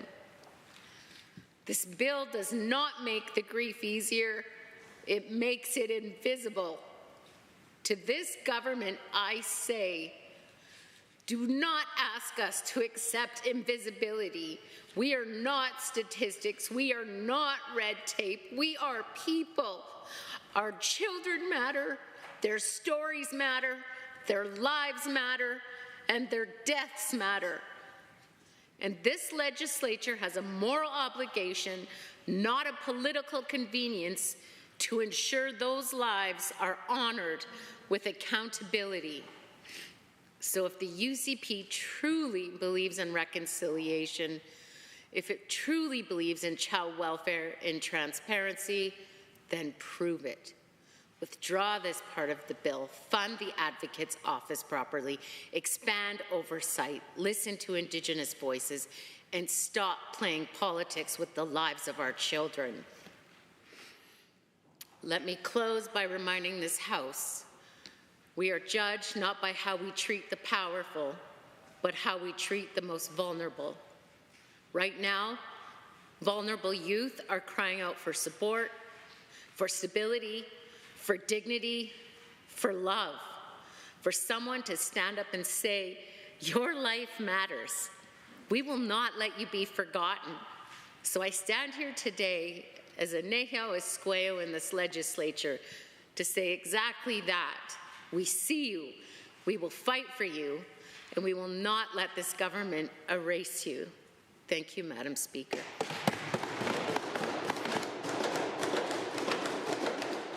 Others to join the debate, the Honourable Member for Edmonton Meadows. Thank you, Madam Speaker. I rise to add comments to Bill 38, Red Tape Reduction Statutes Amendment Act. Before I say anything, I really wanted to thank you, my colleague, member from Edmonton Rutherford, for sharing her stories and adding very powerful comments to this bill. Red tape reduction, looking at this bill, the portion of this bill proposed, it basically challenges the relevance of the ministry. It's not the very first time. I remember when the first bill that was brought into this House by the former red tape reduction minister, and the media asked questions about that omnibus, hundreds of pages bill, what the minister was proposing in that, and the minister said he doesn't know. Yeah, you can ask the related ministries. So this ministry itself is a red tape to the government business. There, first of all, there's nothing that cannot be done through the related ministries that this red tape reduction ministry is trying to address. On top of this, what this bill proposes, it's very sad. It's very sad to say we have so many issues concerning related to the deaths of our very youth and children in government care that need to be noted, like it's government care. It is not something else we are talking about, non-profit agency or something happening in the community. These concerning deaths are happening in the care of the government-owned agency. And for the past some years, the numbers of deaths being recorded are unprecedented. It's not only shocking to the concerned people, it's not only shocking to the people who are losing their loved ones, their children, their brothers, their family members. It is concerning to every human being who has a good heart, who can think. Reason being, I'm saying this, I sat with someone who has been supporting conservatives for a long time. And he is working actually, providing legal services in Alberta intervention services. And he pulled me over. He wanted to discuss government policy about this. I thought we were going to have a debate. As I know, he's on the other side of the political spectrum.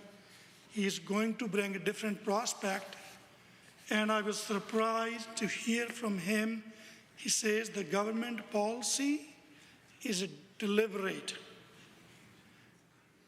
ignoring the real issues, and it seems like they're trying to eliminate the race. These are not my words. These are the words from someone who passionately supporting conservatives for the long period of time. When we see the deaths in 2023, 88 deaths, 2024, 83 notification of deaths, and we see half of those deaths are happening of the Jews over 18 years of age. And it's sad to say the majority of the youth is indigenous youth. The solution this government is providing in this red tape bill is taking away resources from Office of Children and Youth Services of Alberta. So they have been investigating, conducting a report, and issuing a report. And what does this bill says? It is not required anymore. Instead of providing solution and resources to improve services and oversight and empowering the Office of Children and Youth Services of Alberta, this bill simply says it is not needed. Not only this, they are eliminating the services they already exist.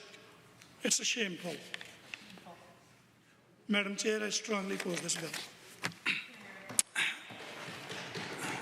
Any other members to join the debate?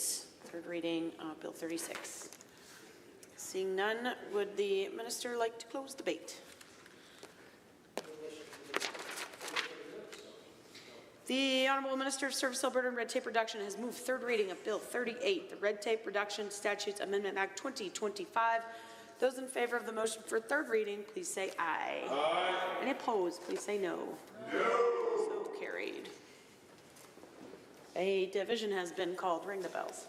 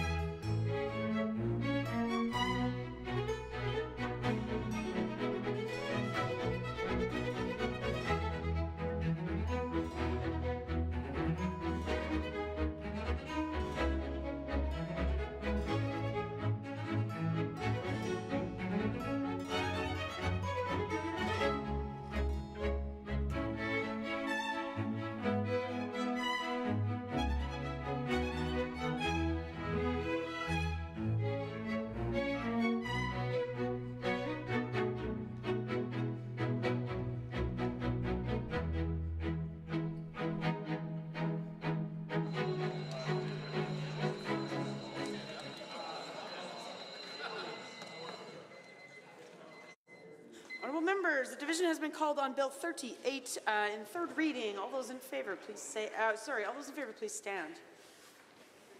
I've already done that part. The Honourable Mr. Sigurdsson, the Honourable Mr. Nicolaides, the Honourable Ms. Schultz, the Honourable Mr. Williams, the Honourable Mr. Glubish, the Honourable Minister Lagrange, the Honourable Mr. Horner, the Honourable Mr. Scow, the Honourable Mr. Ellis, the Honourable Mr. Amory, the Honourable Mr. Newdorf, the Honourable Mr. Lowen, the Honourable Mr. Wilson, the Honourable Mr. Jean, the Honourable Mr. Dreesen, the Honourable Mr. Nixon, Mr. Wright, Mr. Rosewell, the Honourable Mr. Churton, the Honourable Mr. Yassine, the Honourable Mr. McIver, the Honourable Ms. Furr, the Honourable Mr. Jones, Mr. Getson, the Honourable Mr. Nally, the Honourable Mr. Long, the Honourable Mr. Hunter, Mr. Yao, Mr. Stephan, Mr. Van Dyken, Mr. Sear, Mrs. Johnson, Mr. Wiebe, Mr. Boychenko, Mr. McDougall, Mrs. Petrovic, Mr. Lunty, Mr. Dick, the Honourable Ms. Armstrong-Homenuk, Ms. de Jong, Mr. Bouchard, Mr. Singh, Ms. Lovely. Any opposed, please stand. The Honourable Ms. Gray, Member Callahoo Stonehouse, Mr. Ellingson, Mr. Shepherd, Ms. Wright, Member Eremenko, Member Hoyle, Ms. Hayter, Member Irwin, Ms. Renault, Member Beauperai, the Honourable Mr. Schmidt, the Honourable Ms. Sigurdsson, Mr. Diol, Dr. Metz. Madam Speaker, total for the motion 43, total against 15. All members, that is carried. Bill 38, Red Tape Reduction Statutes Amendment Act 2025 is now read a third time. Under Government Bills and Orders for third reading, Bill 48, iGaming Alberta Act, the Honourable Mr. Nally. The Honourable Minister of Service Alberta and Red Tape Reduction. Thank you, Madam Speaker. You're going to want to stick around for this one. This is a whip whirl, this one. Madam, you could go, I'm just teasing. Madam Speaker, I rise to move third reading of Bill 48, the iGaming Alberta Act. Thank you. Thank you. Thank you. Madam Speaker, this bill represents an important step towards making online gambling safer for Albertans. As I've said on several occasions, we know that we can't make gambling completely safe, but we know that we can make it safer, especially for the many Albertans who already gamble online. Right now, estimates suggest that more than half of all online gamblers in Alberta are placing bets on unregulated sites, websites that are often operated from outside of the province and even outside of Canada. And we know that Albertans who gamble on these illicit sites may not be as well protected as Albertans who gamble at regulated casinos or bingos, or who buy lottery tickets or 50-50 tickets. It's a crazy world, Madam Speaker. In fact, they may not be protected at all, as many of these unregulated sites do not offer the robust social responsibility or consumer protection tools that are required in regulated markets. As a result, Albertans gambling on these sites may face a higher risk of developing gambling-related harms, or are placing bets without consumer protection mechanisms in place. That's not good. We want to change that. And we already have a good example of how to integrate consumer protections and strong social responsibility tools into online gambling right here in our own backyard. Madam Speaker, Play Alberta is currently operating as Alberta's only legal iGaming platform. It launched in the fall of 2020 and is operated by Alberta Gaming, Liquor and Cannabis. Play Alberta is an excellent platform, balancing fun with social responsibility, and it's been very successful. Last year, Play Alberta generated about $235 million in net sales, an increase of $42 million from 2022-23. Now, these revenues contribute to the $1.5 billion in total gaming revenue that is sent to Alberta's General Revenue Fund, where it can be used to support important programs and services that Albertans rely on every day. Madam Speaker, Play Alberta is a success story. But it's a bit sobering to consider that it's only capturing up to 45% of Albertans who gamble online. That's why we're proposing to establish a regulated market where private operators are required to register and follow rules that will require them to put safeguards in place that better protect Albertans. That's a good idea. Further, Madam Speaker, there are revenue considerations. Right now, the revenue being generated on these unregulated sites is going straight out of Alberta and often out of the country. Oh, that's not good. This is revenue that could be reinvested into our province, where it could be used to benefit our Indigenous communities. In fact, all Albertans could benefit. But let's make this clear. This bill is not about generating new revenue. We're not trying to grow the market or create new gamblers in Alberta. Our goal is to implement a regulated market for private companies to legally operate online gambling sites where safeguards are in place, consumers are protected, and market integrity and social responsibility are top of mind. Good job. Good job. If approved, the iGaming Alberta Act will be the first step towards achieving this goal. With it, we will create a new provincial corporation called the Alberta iGaming Corporation to conduct and manage iGaming operations in the private market. We would also designate Alberta Gaming, Liquor and Cannabis as the iGaming market regulator and establish appropriate government oversight to support the integrity of this market. As with the liquor and cannabis sectors, iGaming in a private marketplace means ensuring appropriate regulatory oversight to make sure that regulated operators are acting responsibly and, perhaps more importantly, that all Albertans are better protected. That's exactly why we will require all iGaming operators to register to be able to operate in Alberta. That's another good idea. And it's why we'll require that all registered operators follow rules, including rules about advertising that will be set out in regulation, policy, and standards later this year. Better protecting Albertans, especially vulnerable Albertans, from experiencing gambling-related harms or placing unsafe bets from a consumer protection standpoint is our top priority. I'm happy to let you know that one of the protections we will bring to this marketplace, if the legislation passes, is a centralized self-exclusion platform. This platform will provide online gamblers who want to take a break from gambling with the ability to block or exclude themselves from being able to access regulated gambling sites in one convenient place.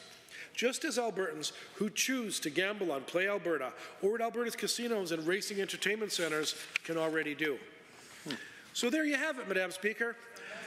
Once again, I want to say how proud I am to be able to talk to you about our iGaming legislation today. We have worked hard to set up a framework to strike a balance between increasing consumer choice among regulated iGaming operators and taking steps to ensure our standards for social responsibility and public safety are met. More details on key regulations and policies related to revenue, consumer protection, and specific social responsibility policies will be shared later this year following further engagement. Madam Speaker, I remain proud of this bill, and I'd like to thank all members for the healthy and fulsome debate that's taken place. Thank you. Hear, hear. The honourable member for Edmonton Highlands Norwood. Thank you. Oh boy. Thanks, Madam Chair. Yeah, it is an honor to rise and speak to Bill 48, the iGaming Alberta Act. You know, I will speak a little bit to this bill fairly briefly, but I just want to get on the record that I am disappointed in.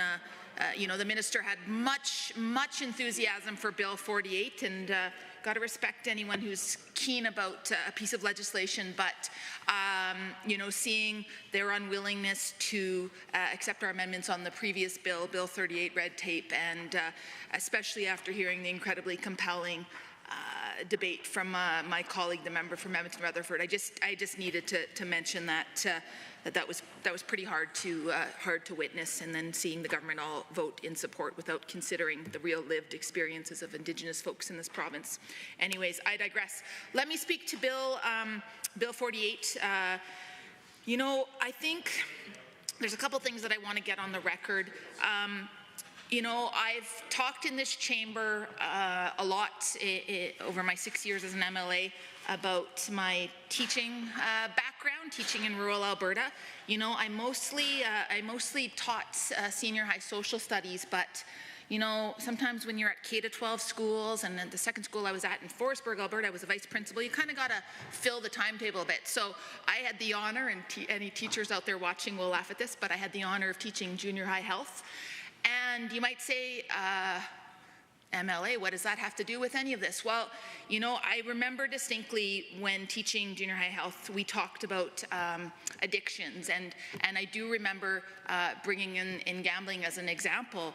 And I think it's really critical that young people, especially today, I mean, even when I was teaching, that was, gosh, I mean, I think I taught 15 years ago now. That it ages me a little bit. But especially now in this world, this digital world where young people have so much access to the internet, I worry deeply about a rise in gambling addictions and a rise in, I guess I worry about the potential lack of education and supports, because we know, everybody in this chamber knows that education needs to start young. And Bill 48 doesn't reference regulations, rules, or policies to address the potential harm or to mitigate the impact of greater advertising exposure on children, young people, and any Albertans, in fact, any vulnerable Albertans who are at risk from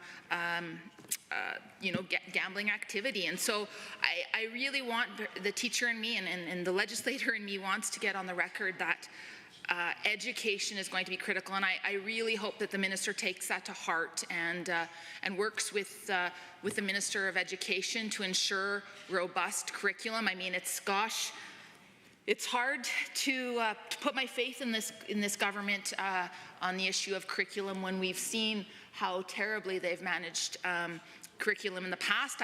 I've spoken about it after my teaching career. So after I was vice principal in Forestburg, Alberta, I came and worked for Alberta Education and Curriculum. And one of the things I was most proud of is just how under consecutive PC governments I worked under, consecutive PC education ministers, and then the NDP, the Minister of Education, now the member for Edmonton Northwest. I was proud of how robust a curriculum process we had in place, and how many tens of thousands of stakeholders we engaged across the province, curriculum experts, experts in curriculum design, experts in key areas, and students, teachers, parents, and just a whole heck of a lot of stakeholders. And so I know how well curriculum was being developed under previous governments, but I've not seen that same work under the UCP government. And it's not to slag any of the public servants, because I know many of them and they're doing great work, but you know, when you're getting a lot of top-down direction from the minister, and in fact the premier, it's a lot harder to do that important work. And so I just really want to get on the record that to urge the ministers to work together to really consider how young people can be taught and can be given the skills and the resources they need to grapple with addiction, and to know, as I mentioned earlier, to be able to mitigate the impacts of that. And speaking of mitigating the impacts, I want to talk a little bit about harm reduction, because our government, our soon-to-be government, our official opposition, just previously, note the government House leader laughing. I will try to recall that when the election comes. But we put. Pardon me. Anyways. If that member, I haven't heard him join debate too much lately, but if he'd like to join debate, I would be very happy to hear it. iGaming does have a connection to his portfolio, so I'll wait for that. Anyways, our official opposition put forward an amendment that would have essentially created a harm reduction program to teach people who gamble the risks of gambling and gambling addictions, and to try to prevent such addiction from developing, since research shows, and the body of research is clear out there that especially young men are impacted through sports betting, and that's one of the most common forms of gambling that we see out there. And again, there's a body of research to support that, and I think we can reasonably say, that it's still it's still pretty early. There's only been, I guess probably a couple of decades of online gambling, so we don't even know necessarily the long-term effects. So we put forward what many would argue would be a very well thought out and well-reasoned amendment. And you guessed it, did this UCP government support that amendment? No. Not even my colleagues are listening to me. No, they did not. Gosh. No, they did not. And I don't mean to joke, because it is incredibly serious. But I suppose we shouldn't be surprised that this government that has railed in this very chamber against harm reduction would be opposed to harm reduction, even when it impacts the young people, the young men in particular, of our province. And so it is with grave concern that I get on the record today talking about the iGaming Act. And again, I mean, I can acknowledge the economic impacts. I absolutely can.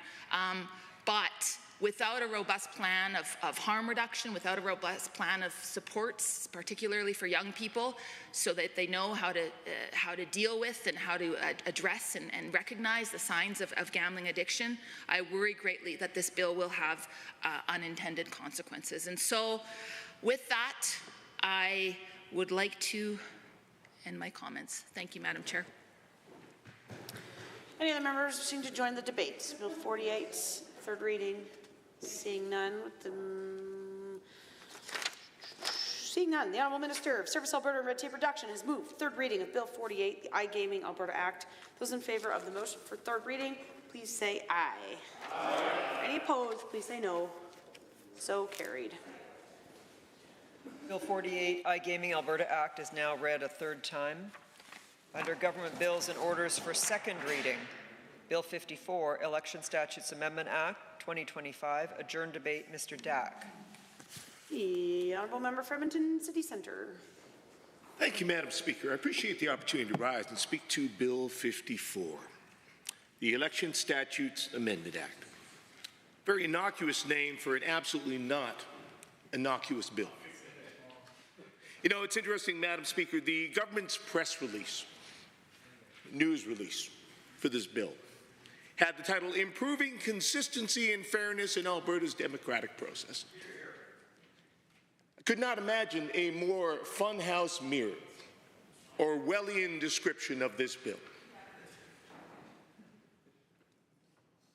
Dr. Jared Wesley, political scientist at the University of Alberta, whose opinion I would trust far more than any members of this government in analyzing this bill, called it the most comprehensive set of anti-democratic reforms in Alberta's history.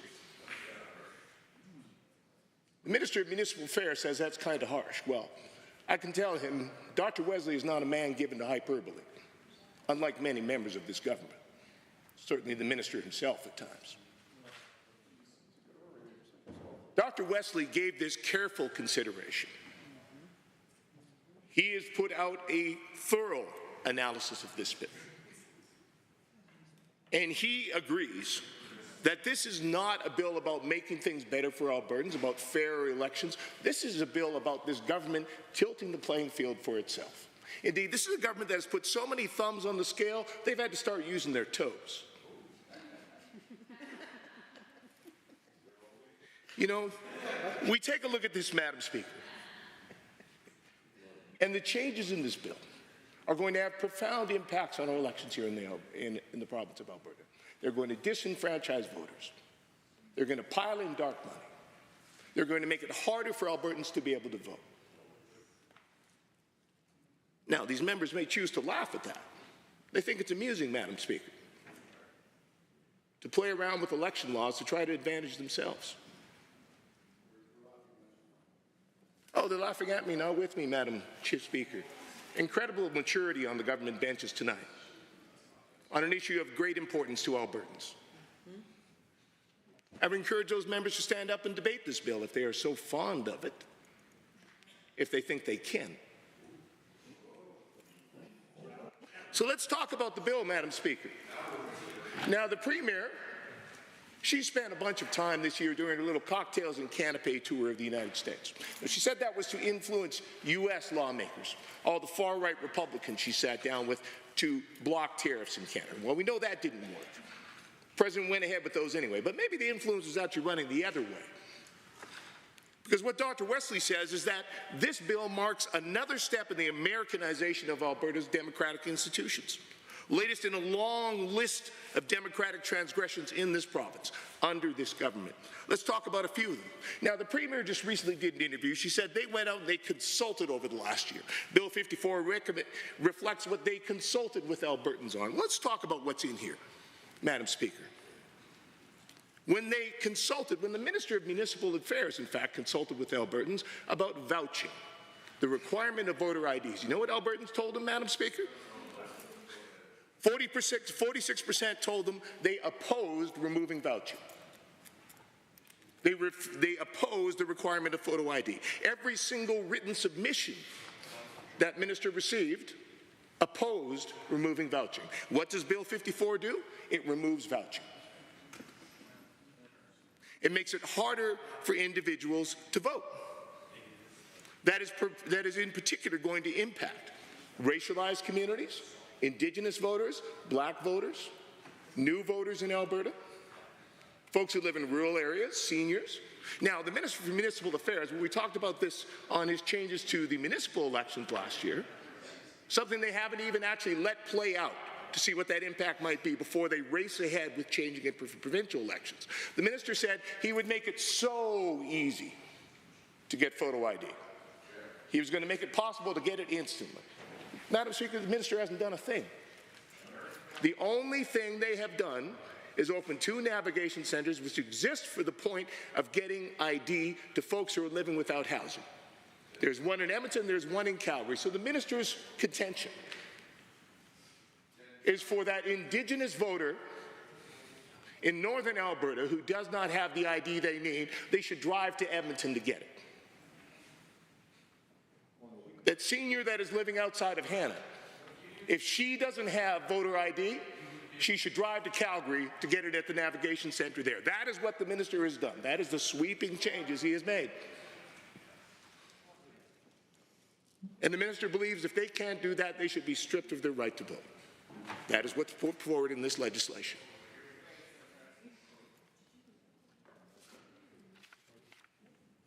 The other thing that this bill does is it drastically decreases the opportunities for Albertans to vote. Now, when the minister did his consultation on municipal elections, 87% of the people who responded said they supported advanced voting, and 60% the ability to vote at any polling station. How many opposed? 22%.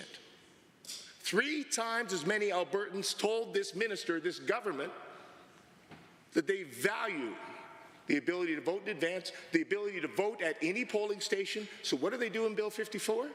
They take it away. So when the Premier says they consulted on changes to make to the Election Acts, it seems they consulted to find out what Albertans want so that they could do the opposite. And let's be clear, Madam Speaker, we're not just talking about a whim here. We're talking about one of the most fundamental rights an individual has, the right to vote for the individuals that will represent them, or in the case of this government, who will choose not to represent them. This is not something that should be taken lightly. And this is why Dr. Wesley accurately says Bill 54 is anti-democratic, stuffed to the gills with American-style voter suppression.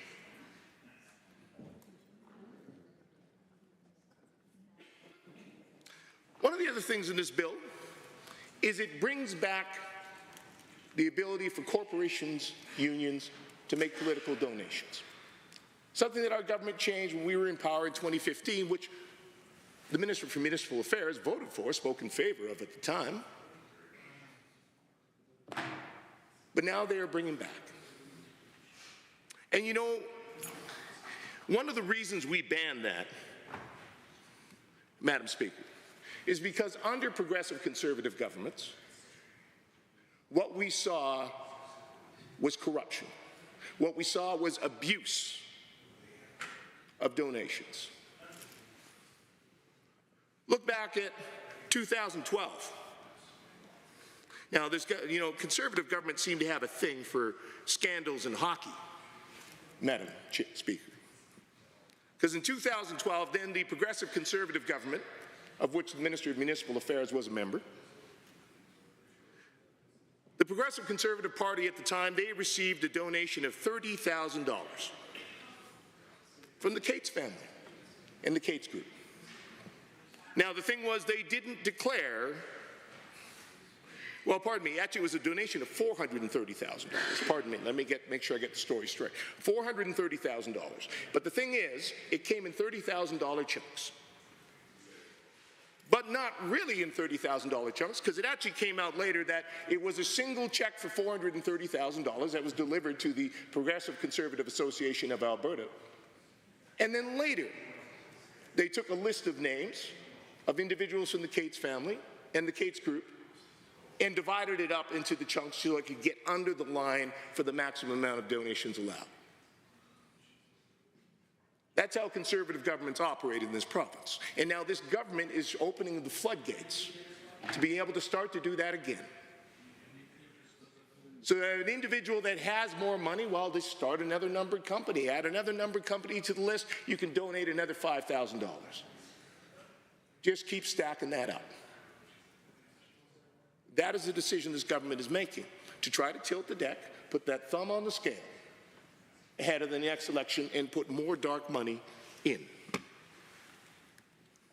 Another situation that we saw under conservative governments, dozens of municipalities, universities, colleges ended up making illegal donations.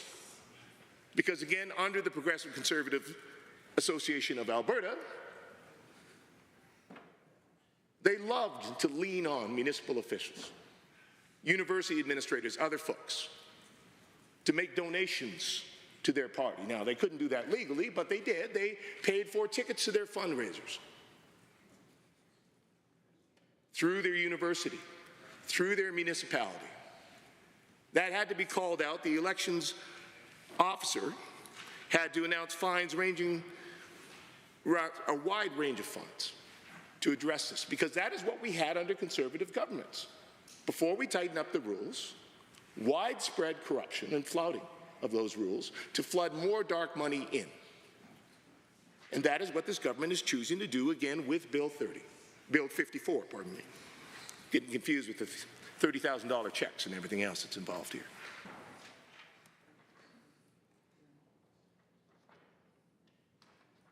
This bill bans vote tabulators. Now, much like voter fraud doesn't exist in the province of Alberta, really, Madam Speaker. The government is saying, we have to bring in photo ID, require potentially strip people of their vote because of voter fraud. The fact is, in 10 years, millions of votes cast. 7 instances, 7 out of millions of votes, where there is any suggestion that anything went wrong, that Elections Alberta found any issue. For that reason, 7 out of millions, yes, Minister for Agriculture.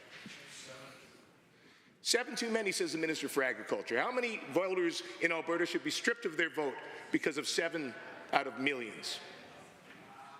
Madam Speaker, how many? Does the minister want to answer that?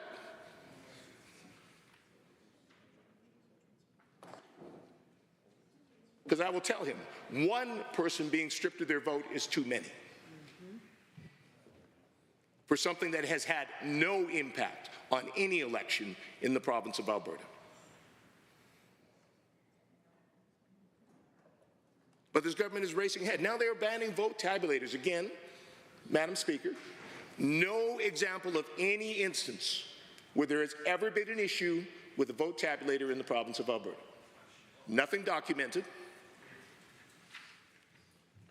But they are banning them. They are going to force every municipality in the province to hand count ballots this fall at a cost of millions of dollars to Alberta taxpayers.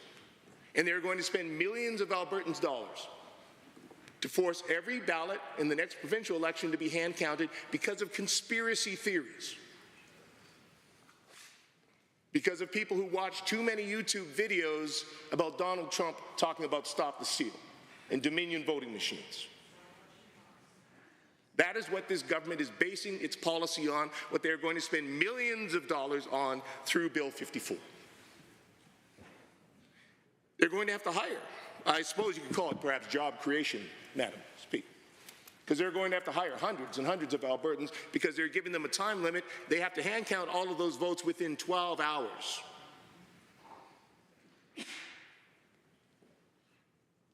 So I hope they're starting to advertise for those positions now, because they're going to have to fill in a lot to get this done.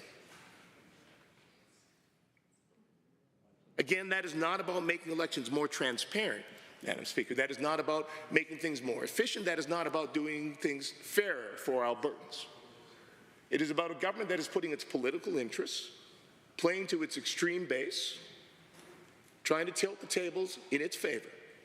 That is what Bill 54 is, blatantly, clearly.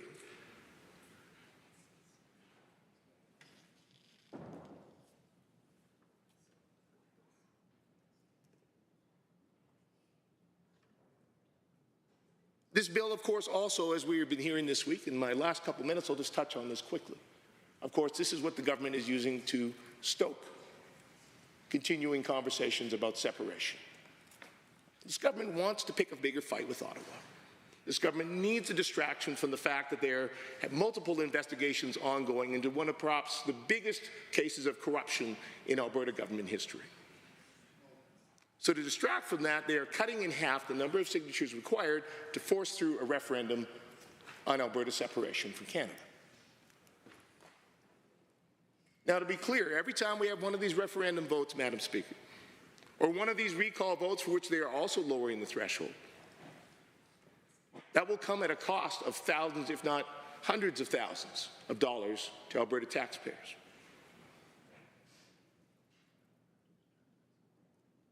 There's no evidence that this yields better democracy. There's no evidence that this will bring anything forward, but it certainly will serve the Premier's purpose, which is to continue to try to distract Albertans, and now has created a massive issue with First Nations in the province of Alberta. The Honourable Member for Edmonton-Goldbar. Thank you, Madam Speaker. I'm pleased to rise and offer some comments on Bill 54, the Election Statutes Amendment Act 2025. I first of all want to extend my thanks to my friend from Edmonton City Centre for his concise summary of our concerns with the bill.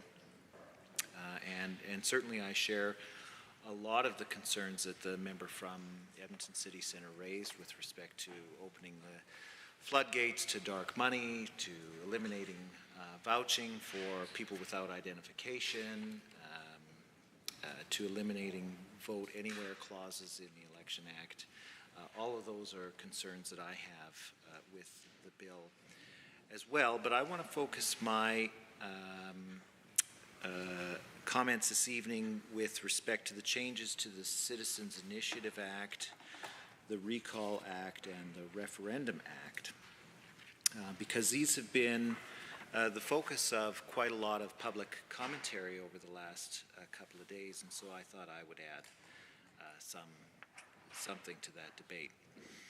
So what this bill does, it amends the Citizens Initiative Act to reduce the threshold for citizen initiatives from 20% of all registered voters to 10% of votes cast in the previous election.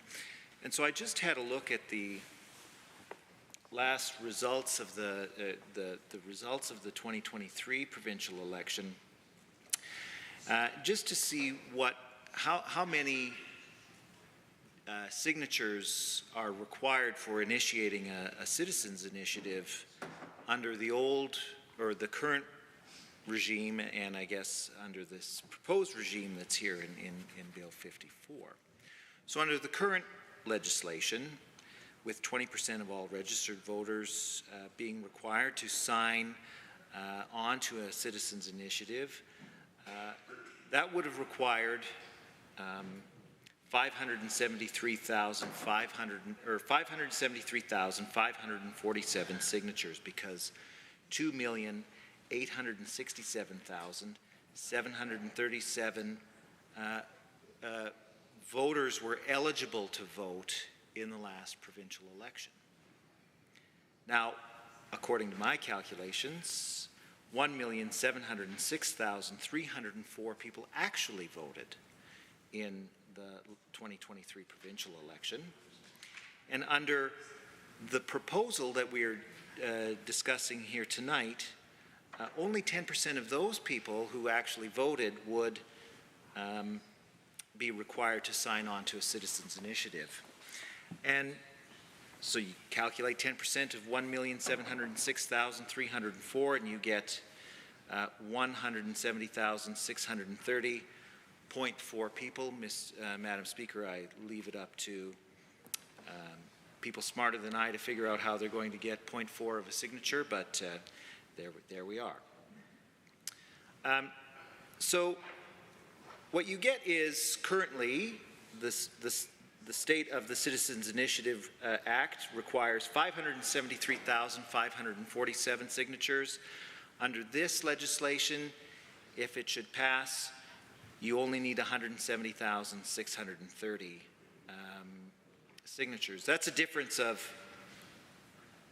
403,000, give or take a few hundred, Madam Speaker. That's a significant difference in the number of signatures required to generate a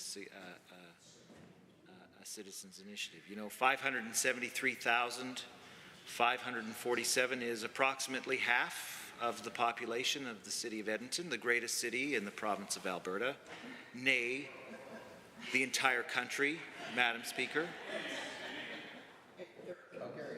Yeah, there are Calgarians in the chamber. That's why I'm saying this. Like, Edmonton is the greatest city in the province of Alberta. Like,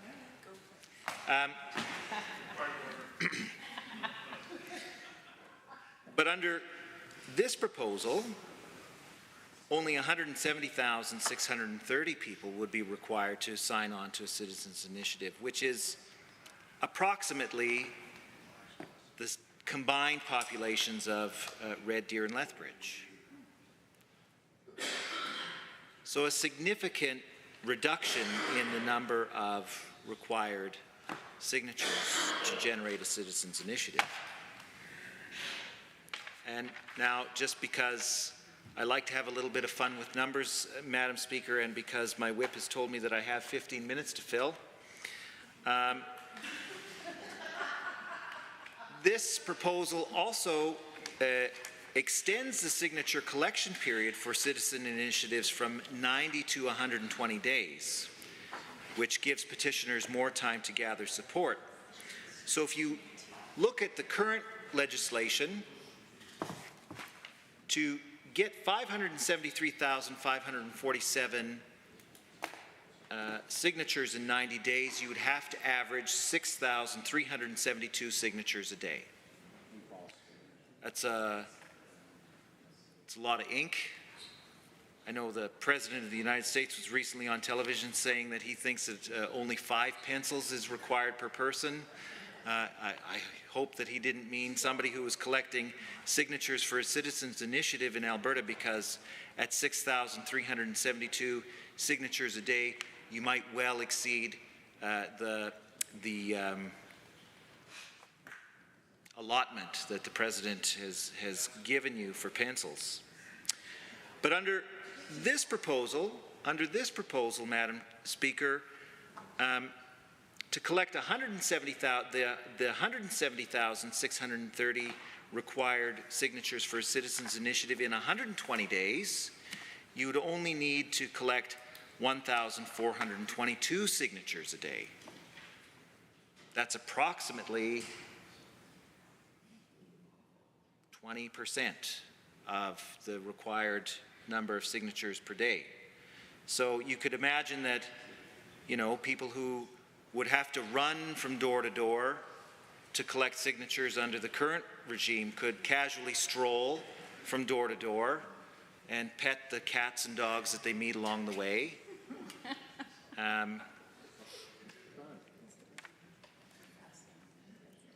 I'm dying to know if the Minister of Agriculture is a cat person, a dog person? He's a dog person, okay. 2 dogs? Yeah. So a significant reduction in the requirement for signatures in generating a citizens' initiative, which I think is exactly the point. I also had a look at the Recall Act changes, because this bill changes the threshold for successful recall petitions from 40% of all registered voters to 60% of actual votes cast in the electoral division. And so, Madam Speaker, to delight the crowd, I engaged in a thought experiment of generating a recall petition in Edmonton Gold Bar. And under the current legislation, well, in the last election, there were 22,463 people who cast their votes. There were 35,481 eligible voters. And I want to express my sincere thanks to the 15,508 people who cast their votes for me, Madam Speaker, to send me back to this chamber. But, you know, maybe they've been spending time with the Minister for Tourism and Sport and think that I no longer fit to do the job and would be interested in generating a recall petition. Under the current regime, 40% of the eligible voters would equal 14,192 signatures. Under this proposal, that number falls to 13,477.8 signatures. So that's a difference of 714 fewer signatures required to generate a recall against the member from Edmonton Gold Bar, Madam Speaker.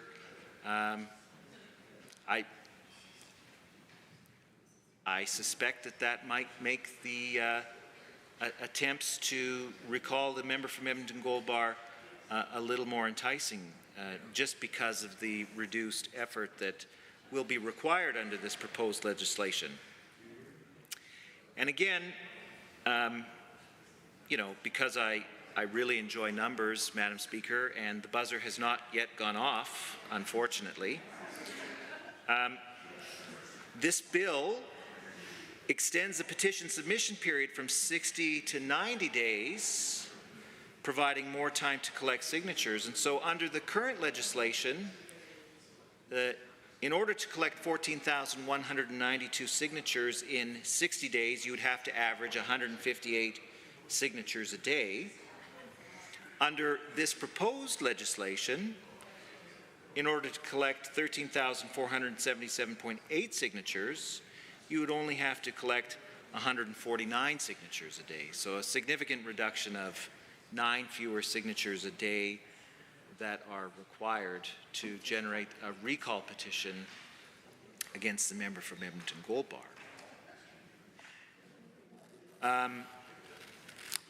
I suppose, Madam Speaker, MLA should be grateful that the bill adds a response statement option for MLAs facing recall.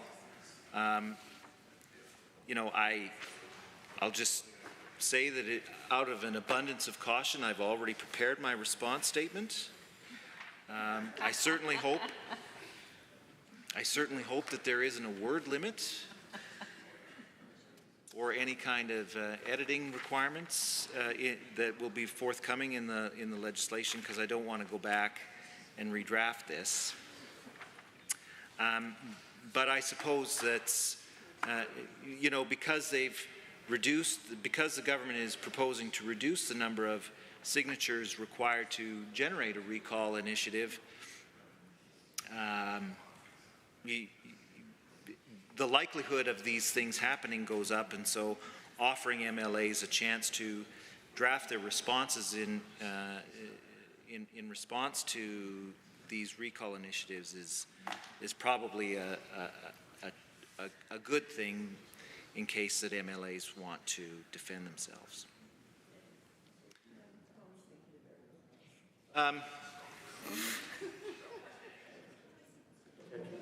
With the remaining time, Madam Speaker, how much time do I have left? Half minutes. 2.5 minutes. You can do it. Oh, man. You can stop. I have a bunch more numbers that I could go over. And what's interesting is that I'm not sure if Hansard actually records them as digits or if they record them as words. So I guess I'll have to find out tomorrow, Madam Speaker, whether or not somebody wrote the number 2,867,737.185 as digits, or if they had to use the English words to write that out. But regardless, I'm sure they're very grateful for the generative software that they probably use to transcribe these things and don't have to sprain their wrists rewriting that number over and over again. Anyway, I hope that all members of the House have been enlightened by this extensive discussion of the numbers required for citizens' initiative and recall initiatives under this proposed legislation, and take these learnings and vote against this bill. Thank you. If you ever need a fake beeper in the future, let me know. The honourable member for Edmonton Southwest. Edmonton South. Thank you, Madam Speaker. You know, it's always an honor to rise in this chamber to speak.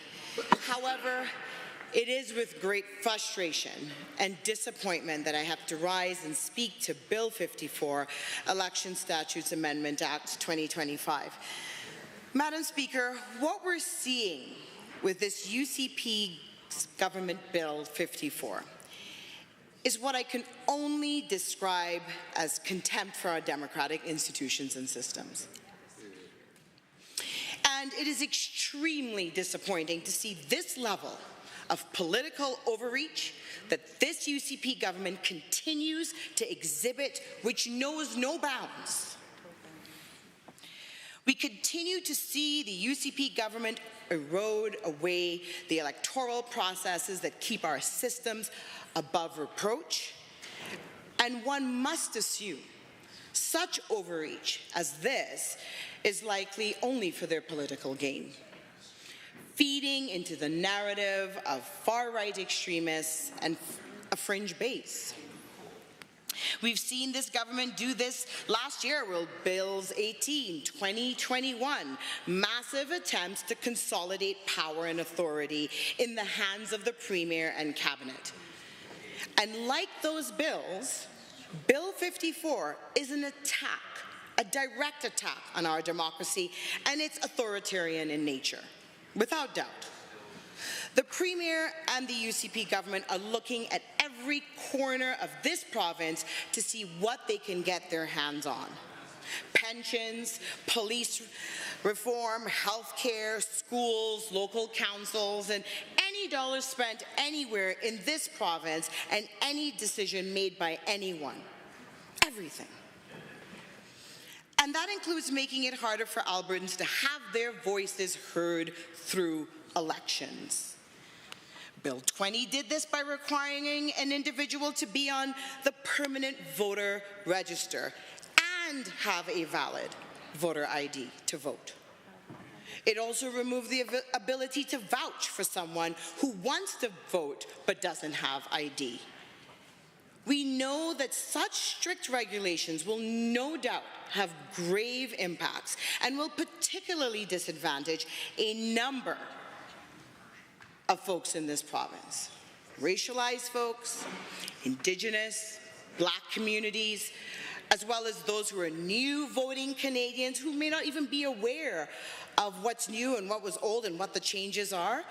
I hope to see this being promoted really through Alberta so people know. Seniors, you know, seniors are used to having tabulators in their residences where they have easy access to voting. Folks with accessibility challenges, those who are low income, facing houselessness, I mean, the list goes on. And all of these folks are Albertans too. They deserve and do have the same right to cast their ballot as any other Albertan. Hear, hear. And to deny members of these communities that right is abhorrent and shameful rhetoric from the members opposite. Oh, but wait. Mr. Speaker, we're not done, because Bill 54 takes this much further by banning electronic tabulators, requiring unofficial vote counts to be completed within 12 hours of polls closing, putting extra pressure, might I say, on election workers and officers who are already under strain in the current system we have, which could likely lead to more errors, and finally, the elimination of the practice of vouching for someone at a polling station altogether. This Bill 54 seems to be a page right out of President Trump's playbook, which isn't surprising given how much cozying up the Premier did not only to an erratic U.S. president, but his far-right cronies. Does this UCP government have any idea or even care how many Albertans could be denied the right to vote in the next general election because of this Bill 54? The number could be anywhere from 10,000 to 50,000 eligible voters, all to solve a problem that doesn't exist by making it impossible for voters to vouch for people they already know at a polling station. The Minister of Justice even had the nerve to say that Bill 54 changes are to strengthen public trust in the integrity of Alberta elections. So I'd like to know, can the members opposite provide examples of folks who were ineligible to vote, who fraudulently cast ballots through vouching? And if so, is this a significant number? I think they'd be hard-pressed to find people because we have electoral processes in place that ensure our elections are legitimate, Mr. Speaker. Intentional or not, creating the perception that voting is difficult will make certain people less likely to make the effort to cast their ballot. The strength of our democracy rests on our ability to ensure that every voice has an opportunity to be heard. All Canadians and Albertans should have the freedom to exercise their voting rights, and that means the UCP government should be providing multiple options of access to voting, not reducing them. We need this UCP government to be active, accurate, proactive, and when it comes to preserving the openness of our voting process. My colleague from Edmonton City Centre mentioned political scientist, researcher, Dr. Jarrett Wesley, and I'm going to quote him. Dr. Jarrett Wesley said, like their Republican counterparts, the UCP is solving a problem that does not exist, with the likely consequence and perhaps intent of reducing participation among demographics less likely to support them. This amounts to the government choosing its voters, not vice versa. All of these measures feed conspiracy narratives surrounding election integrity, once again sowing baseless doubt in the sanctity of proven election processes, end quote. It is beyond troubling that the UCP would suggest that our elections are not trustworthy and at risk for fraud. It throws our entire electoral process into disrepute and amounts to nothing more than accepting conspiracy theories. Shame on this UCP government. Shame on them for taking every step they can to make it harder for Albertans to exercise their democratic right to vote. But you know what, Mr. Speaker? With all the corruption and scandal that has marred this UCP government, it is not surprising they're doing everything they can to cling to power and pull the wool over Albertans' eyes. But Albertans will not stand for this. Bill 54 prohibits the use of voting counting machines or tabulators across the province, and while automation can improve efficiency, the political context surrounding this change cannot be ignored. Trump Republicans have spent years undermining public confidence in election technology, falsely alleging that machines were rigged and hacked to steal the 2020 election. These manufactured doubts fueled attacks on electoral legitimacy in the United States. And the UCP's banning of tabulators risked creating similar opportunities for conspiracy theories to take root, Mr. Speaker. In short, this measure decreases efficiency and reinforces unfounded doubts about the integrity of our elections here in Alberta, precisely the opposite of what the government says it wants to achieve through this Bill 54. We here in Alberta are privileged to have access to highly democratic, legitimate systems, which is not the case in many parts of the world. And we do not have a rampant problem with voter fraud in Alberta. In this chamber, we work with facts, we work with evidence, and we are pragmatic on this side of the House. We do not and should not operate under the assumption of harebrained ideas. But here we are. We're debating these harebrained ideas because the Premier is letting them take root and giving them space to grow. An equally problematic part of Bill 54 is lowering the threshold for citizen-led referendum to 10% of people who voted in the last election and stressing the duration of collecting those signatures to 120 days from 90, effectively opening the door for conversations on Alberta's separatism, Mr. Speaker. 177,000 people. That's roughly 3.5% of Alberta's population. It's also the number of signatures that would be needed to force a separation referendum designed to take those 5 million people and their land out of Canada. Mr. Speaker, Albertans are dealing with real problems every day. They can't afford to put food on the table, keep the lights on, pay for rent or their mortgage, deal with one of the highest inflation rates in the country. They pay some of the highest utility, auto insurance rates. They can't get a family doctor. They can't get emergency care when they need it, how they need it in ERs. They can't find good paying jobs. Their kids are in overcrowded schools. All of these issues, and the Premier and this UCP government want to talk about separation. They want to pick fights with Ottawa. They want to sow mistrust. They want to divide us. It's abhorrent, Mr. Speaker. Albertans are proud to be Canadian, and no matter how much the Premier wishes otherwise, the Premier is using disgusting political games to rile up her extremist base. Because she's aware, and she should be, that the treaties signed between First Nations and the Crown are constitutionally protected international agreements that cannot be unilaterally changed by provincial governments. Under Treaties 6, 7, and 8, vast areas of Alberta are held in trust by the Crown for the benefit of Treaty First Nations, not as property of provincial governments. And these treaty territories predate Alberta's entry into Confederation in 1905. These lands were never ceded nor surrendered. The Premier has tried to play down what Bill 54 really means by saying that any Albertan could put any idea forward on any topic. It's time for the Premier to stop pretending it's a citizen-led initiated process. Because it was quite literally the day after the federal election delivered a fourth consecutive Liberal government that this UCP government tabled Bill 54 and made it far, far easier for activists of fringe minority to put Alberta's existence within Canada on the ballot for voters. We are at a time of intense division and mistrust. Instead of doing the right thing, calling for unity and collaboration, the Premier is digging her heels in and stoking fear to serve her own political agenda. Government House Leader.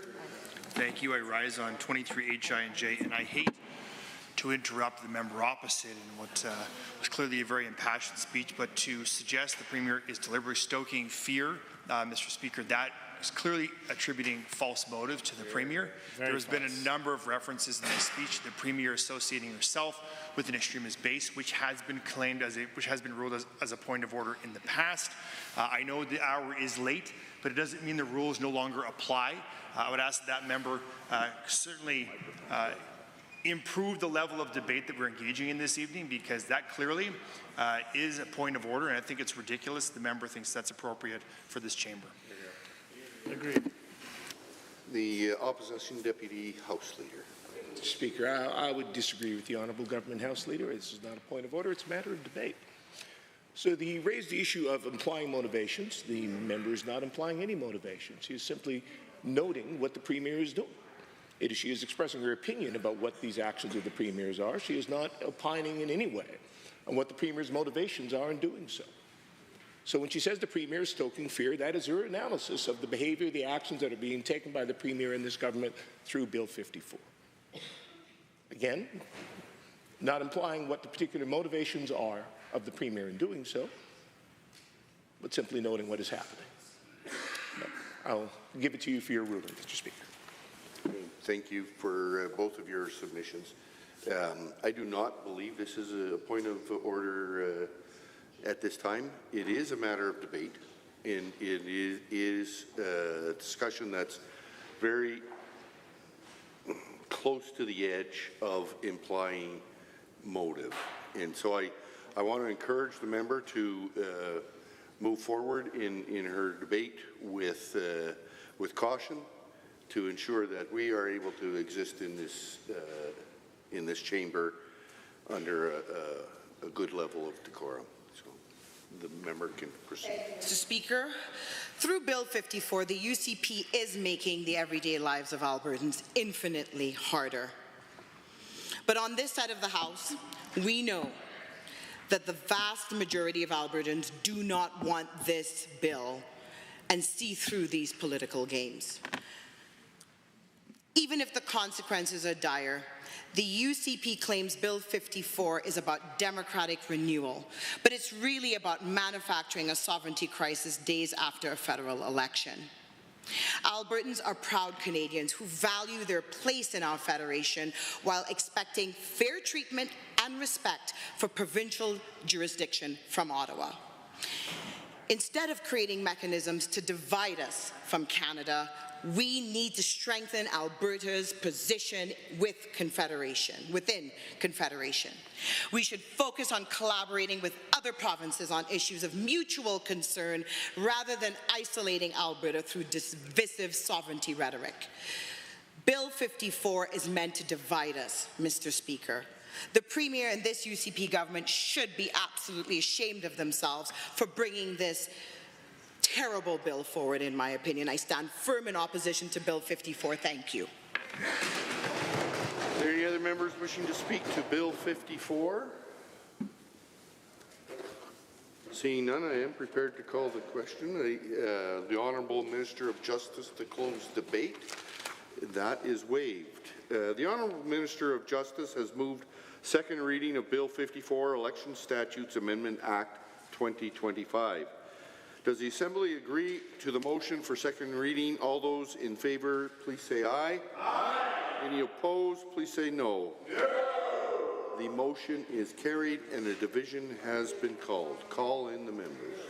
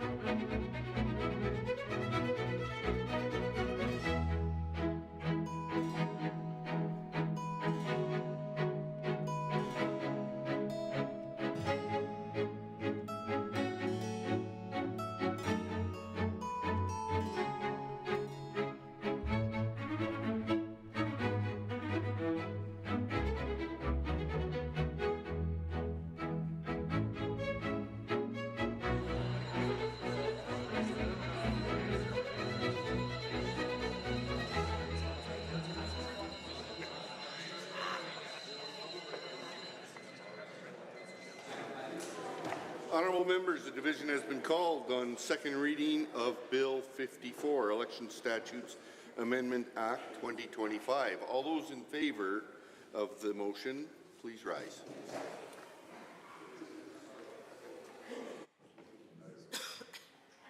The Honourable Mr. Sigurdsson, the Honourable Mr. Nicolaides, the Honourable Ms. Schultz, the Honourable Mr. Williams, the Honourable Mr. Glubish, the Honourable Minister LaGrange, the Honourable Mr. Horner, the Honourable Mr. Scow, the Honourable Mr. Ellis, the Honourable Mr. Amory, the Honourable Mr. Newdorf, the Honourable Mr. Lowen, the Honourable Mr. Wilson, the Honourable Mr. Jean, the Honourable Mr. Dreesian, the Honourable Mr. Nixon, Mr. Wright, Mr. Rosewell, the Honourable Mr. Turton, the Honourable Mr. Yassine, the Honourable Mr. McIver, the Honourable Ms. Furr, the Honourable Mr. Jones, Mr. Getson, the Honourable Mr. Nally, the Honourable Mr. Long, the Honourable Mr. Hunter, Mr. Yao, Mr. Stephan, Ms. Pitt, Mr. Sear, Mrs. Johnson, Mr. Wiebe, Mr. Boychenko, Mr. McDougall, Mrs. Petrovic, Mr. Lunty, Mr. Dick, the Honourable Ms. Armstrong-Hominack, Ms. de Young, Mr. Bouchard, Mr. Singh, Ms. Lovely.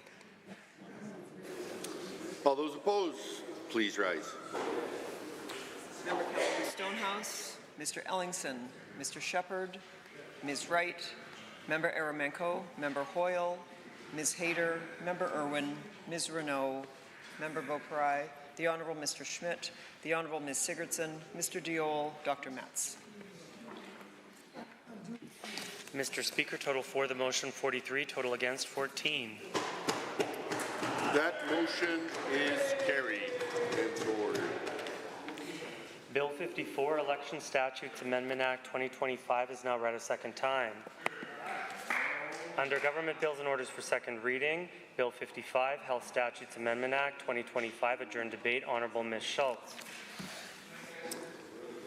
The Honourable Minister of Environment and Protected Areas has 15 minutes left to speak. That's waived. Are there any other members wishing to speak? Bill 55, Health Statutes Amendment Act. The member from Calgary Varsity has risen to speak.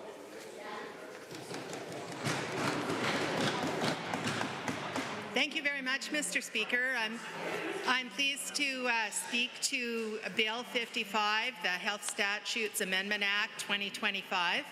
And in particular, I'm going to be talking to Part 2.2, which starts on page 88, which talks about the operation of approved hospitals. The reason that I'm talking about this is because this section really brings in the option of private hospitals.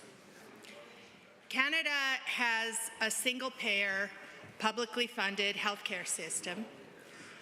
Government is currently the sole payer for hospital and physician services, which are covered under each of the 13 provincial and territorial publicly funded insurance plans.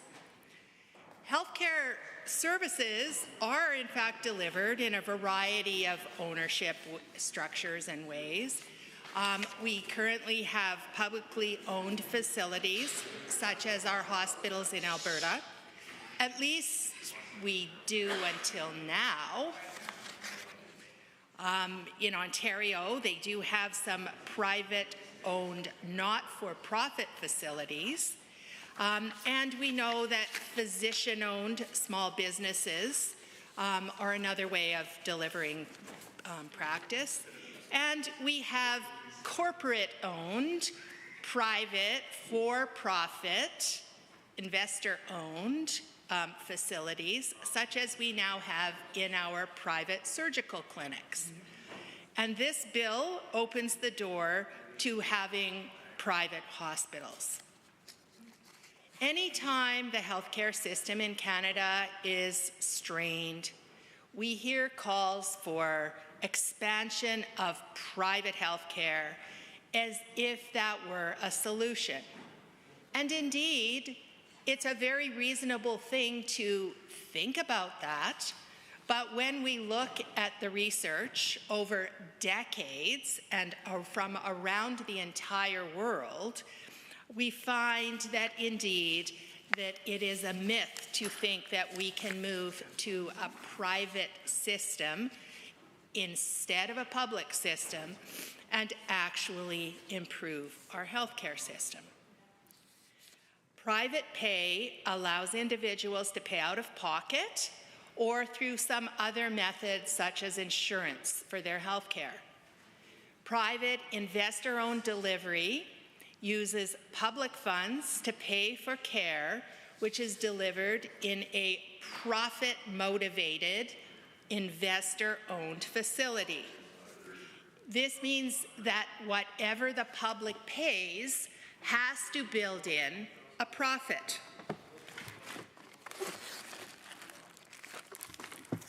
Those who support privatization often forget that we have to have this extra cost, which means it either costs us more or we're going to get less in our services.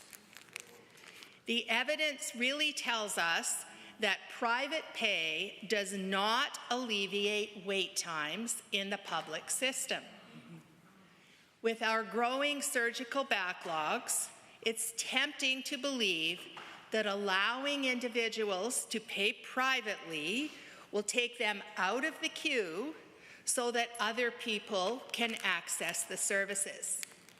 But the truth is, we have a limit on how many services we can offer because we have a limit on our human resources. There's just a fixed number of resources available. So if this same pool of doctors and nurses and other health professionals are going to move into the private system, that means they have to come out of the public healthcare system. Every time we bring in a parallel private system, there is also an incentive for those healthcare workers to move from the public system to the private system.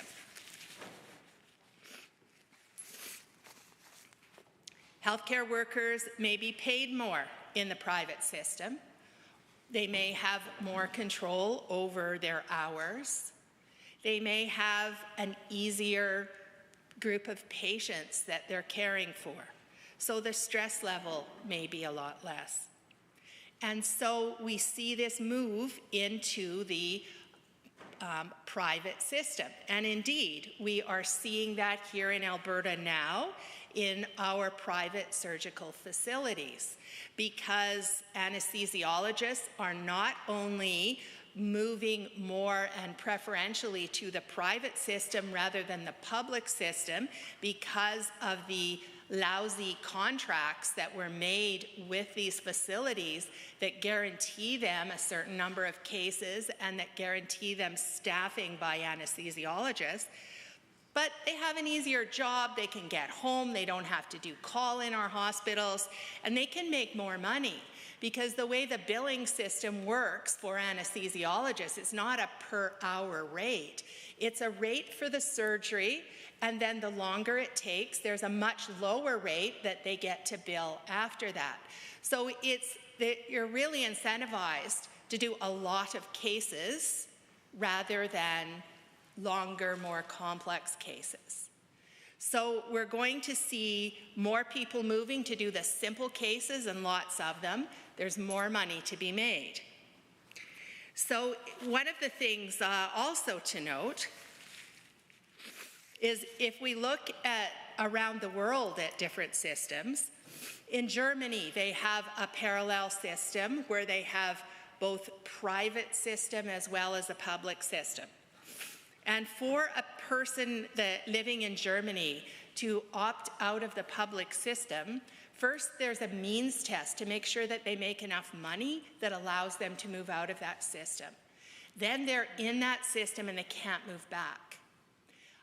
For physicians, they're allowed to spend a certain amount of their time serving patients in that system, and they can charge them whatever they want. We know that the number of tests that are ordered there is astronomical because people think they want to get something for their money. But we also know that the public system sometimes hires investigators to assure that physicians aren't spending more hours in the private system than in the public system because they have this agreement as to how much time they spend in both. But of course, they want to earn more money and work in this private system. In Australia, which introduced a parallel private pay system in 1997, the experiences show that the hybrid healthcare system with this combination of public and private pay also leads to two-tiered outcomes.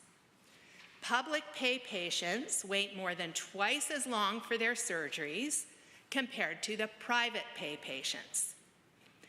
They not only do the public pay patients wait longer, but they wait longer than what our Canadian patients pay, and we already know we've got problems with our system.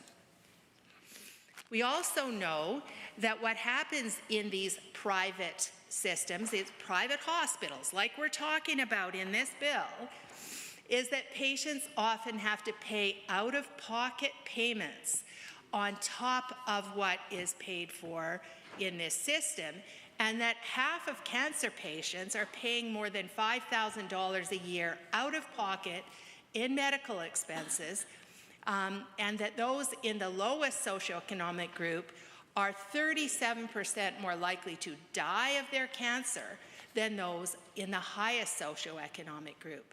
Because the people that can pay will access this system, they'll pay more for it, but the other people are waiting longer and indeed they're dying.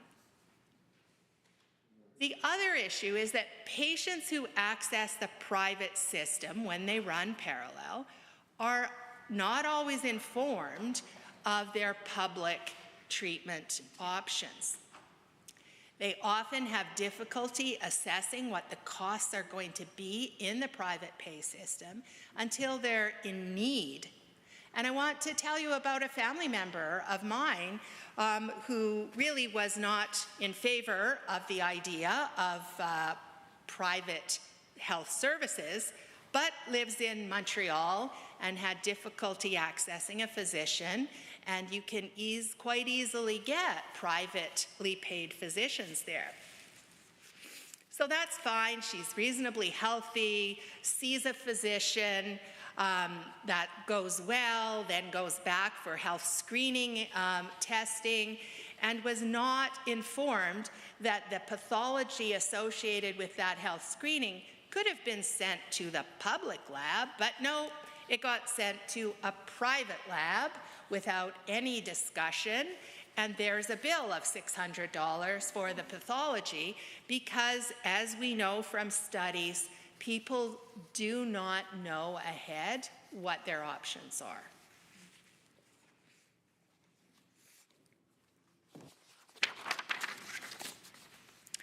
Now, in British Columbia, the Supreme Court of BC looked at the impact of private pay healthcare in its 2020 ruling on the Cambie case.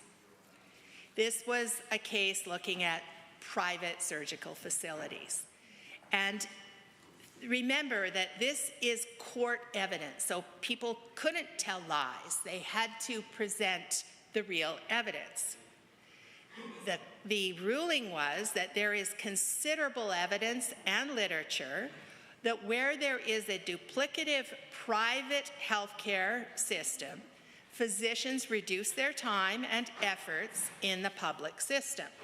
So we have a crisis of workforce, and we're going to be introducing something that will further deplete that workforce, except to the people that can afford to pay.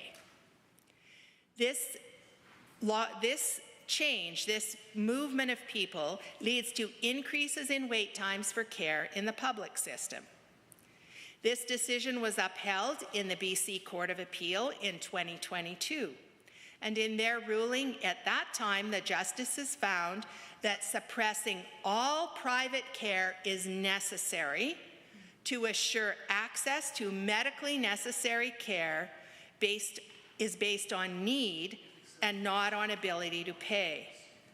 They stated the introduction of even small duplicative private health care would create a second tier of preferential health care for those with the means to either acquire private insurance or pay out of pocket once their benchmark was exceeded. Now, in Alberta, we have seen wait times grow for all surgeries except cataract surgery.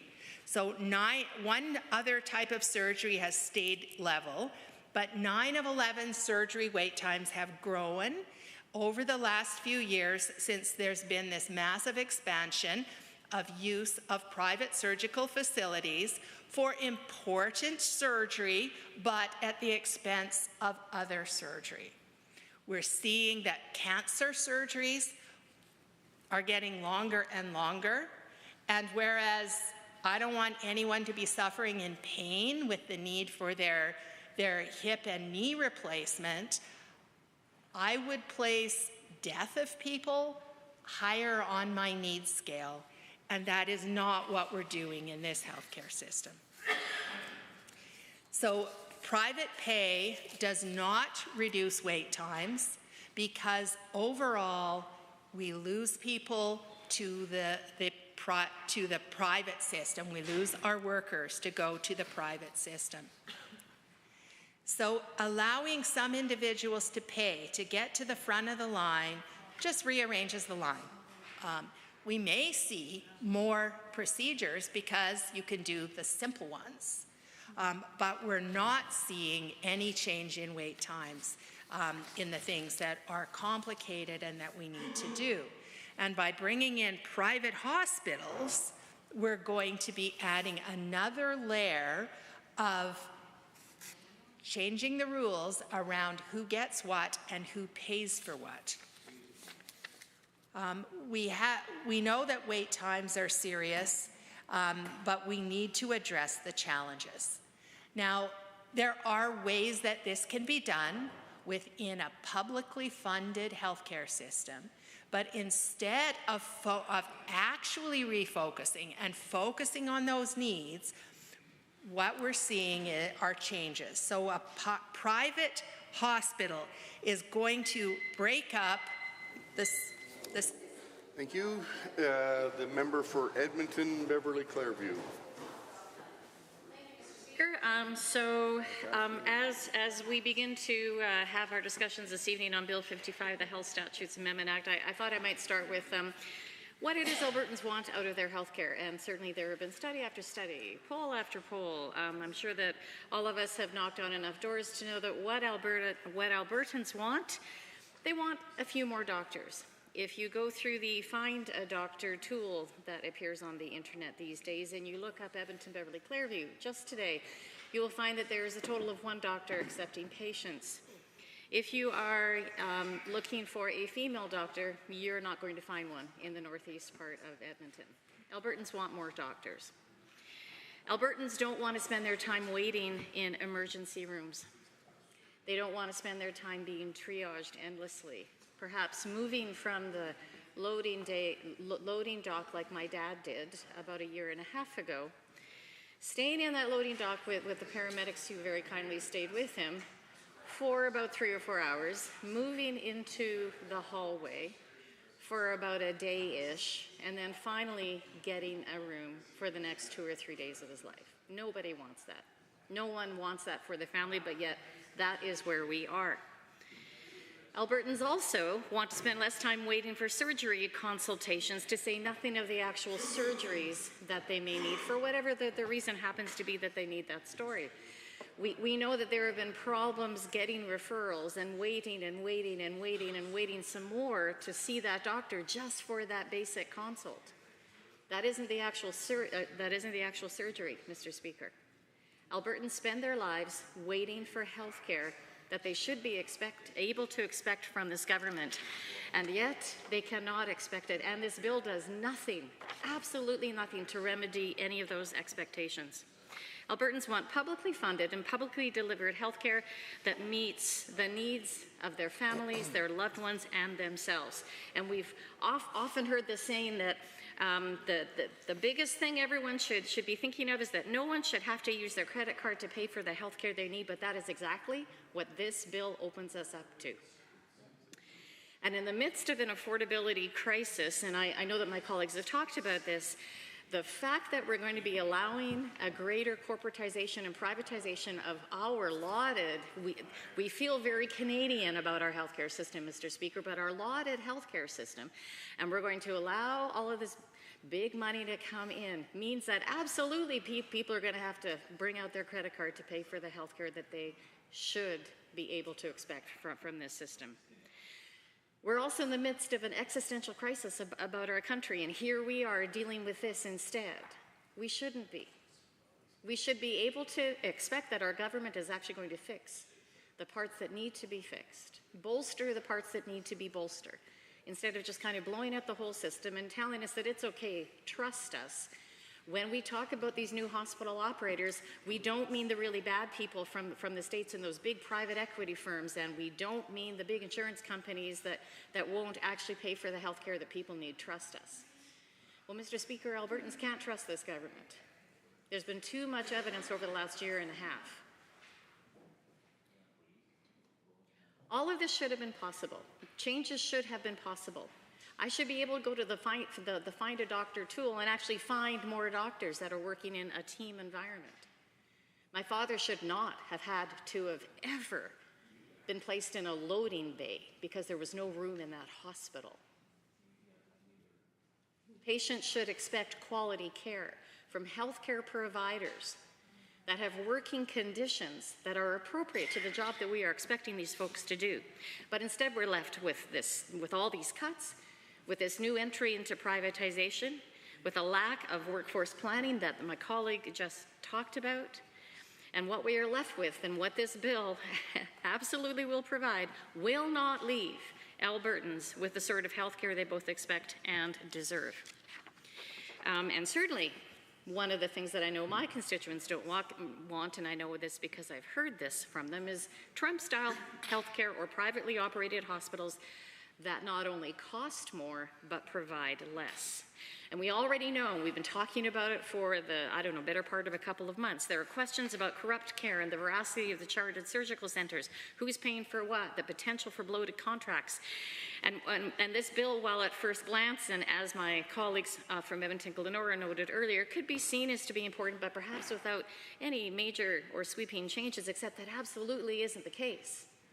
There are, in fact, major and sweeping changes. They were just kind of swept under the rug a little bit and hidden, kind of 90 pages in.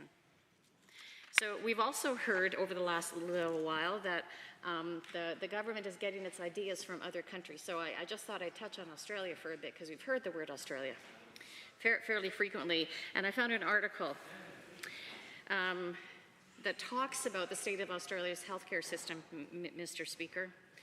They talk about the fact that their version of Medicare, their version of coverage has holes, that nearly 500,000 of Australians, and this is a couple of years ago, missed out on seeing a specialist because of cost. More than 500,000 either put off or skipped out on getting a prescription filled altogether.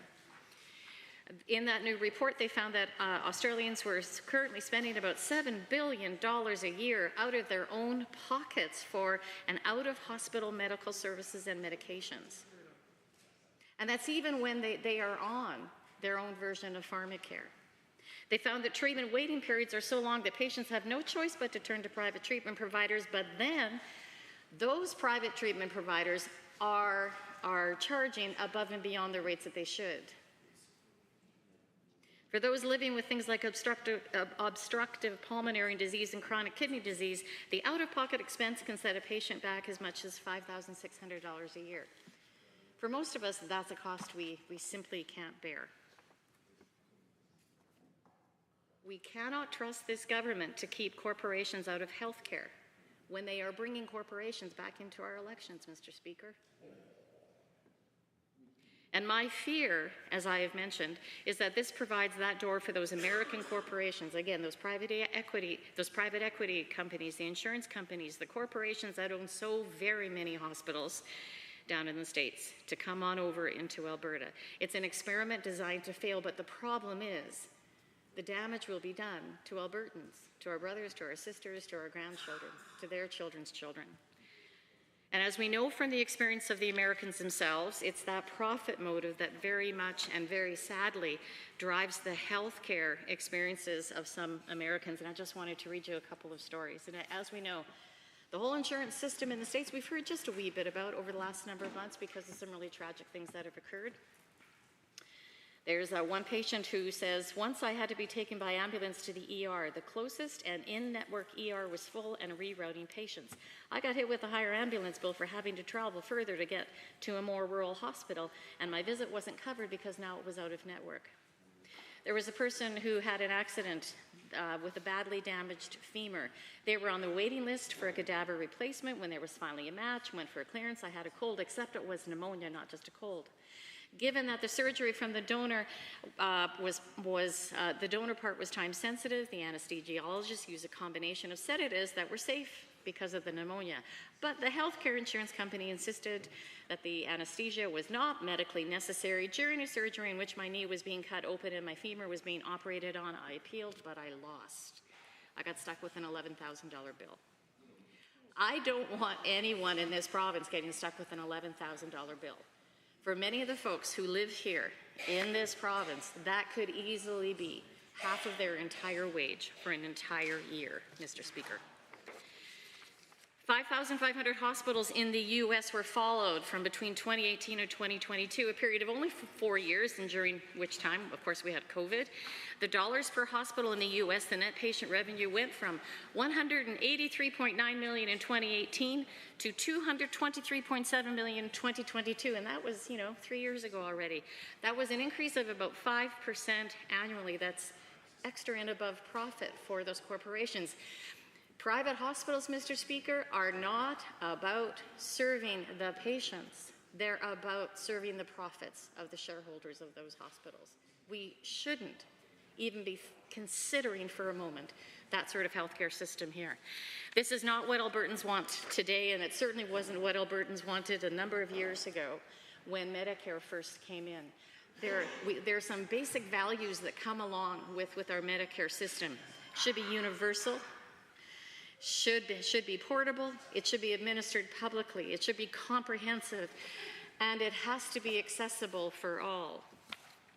That fight for Medicare, as we probably know, started in actually the 1940s with Tommy Douglas over in Saskatchewan, because what he believed was that governments owed their citizens a reasonable standard of living and access to basic services. But the fight for Medicare was not at all an easy one. And sadly, I have a bit of a personal story about this.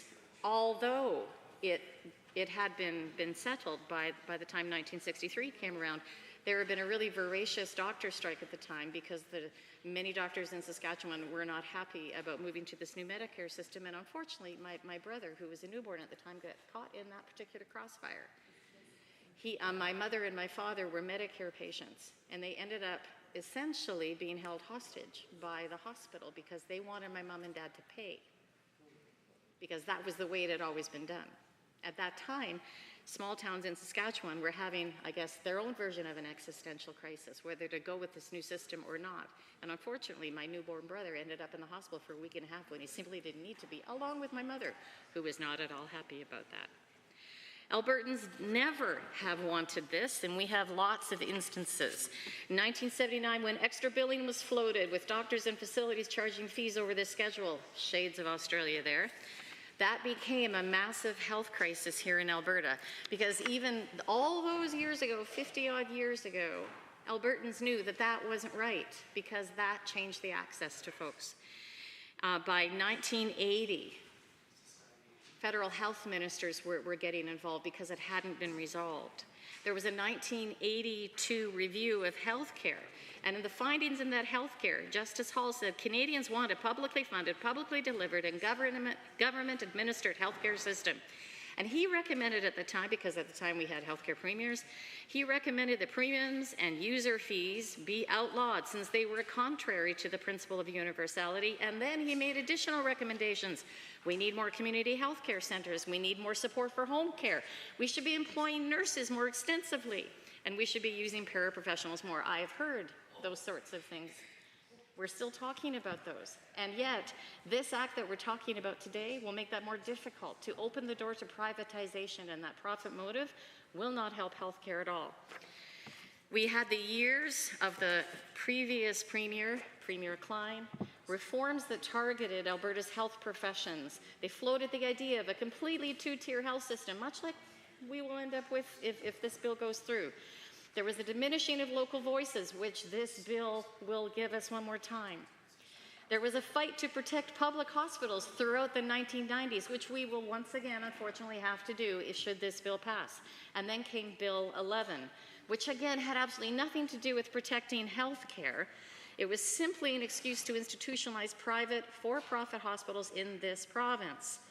Unfortunately, Mr. Speaker, the more things change, the more they remain the same. Albertans did not want that third way then, and they certainly don't want it now. And in those days, and this was perhaps the most interesting thing with my little foray into research, there was talk of conflicts of interest, which I think we'd probably call corrupt care today, where CEOs of healthcare authorities were also seen to have private interests in the companies carrying out renovations and additions to Alberta hospitals. There was a contract for design of a private insurance funding system let to APN Consulting Canada, which was a subsidiary of Chicago-based Aon Corp, a global reinsurance broker and parent to other companies in the business, which included Reed Stenhouse, Canada's oldest insurance broker. Folks who have stakes in private long-term facilities while also acting as chairs of regional health authorities, all the while standing against improved standards of care for those same facilities. Mr. Speaker, all of this would be completely and utterly tiresome if it weren't so dangerous to the health of all Albertans. Healthcare, Mr. Speaker, is a right.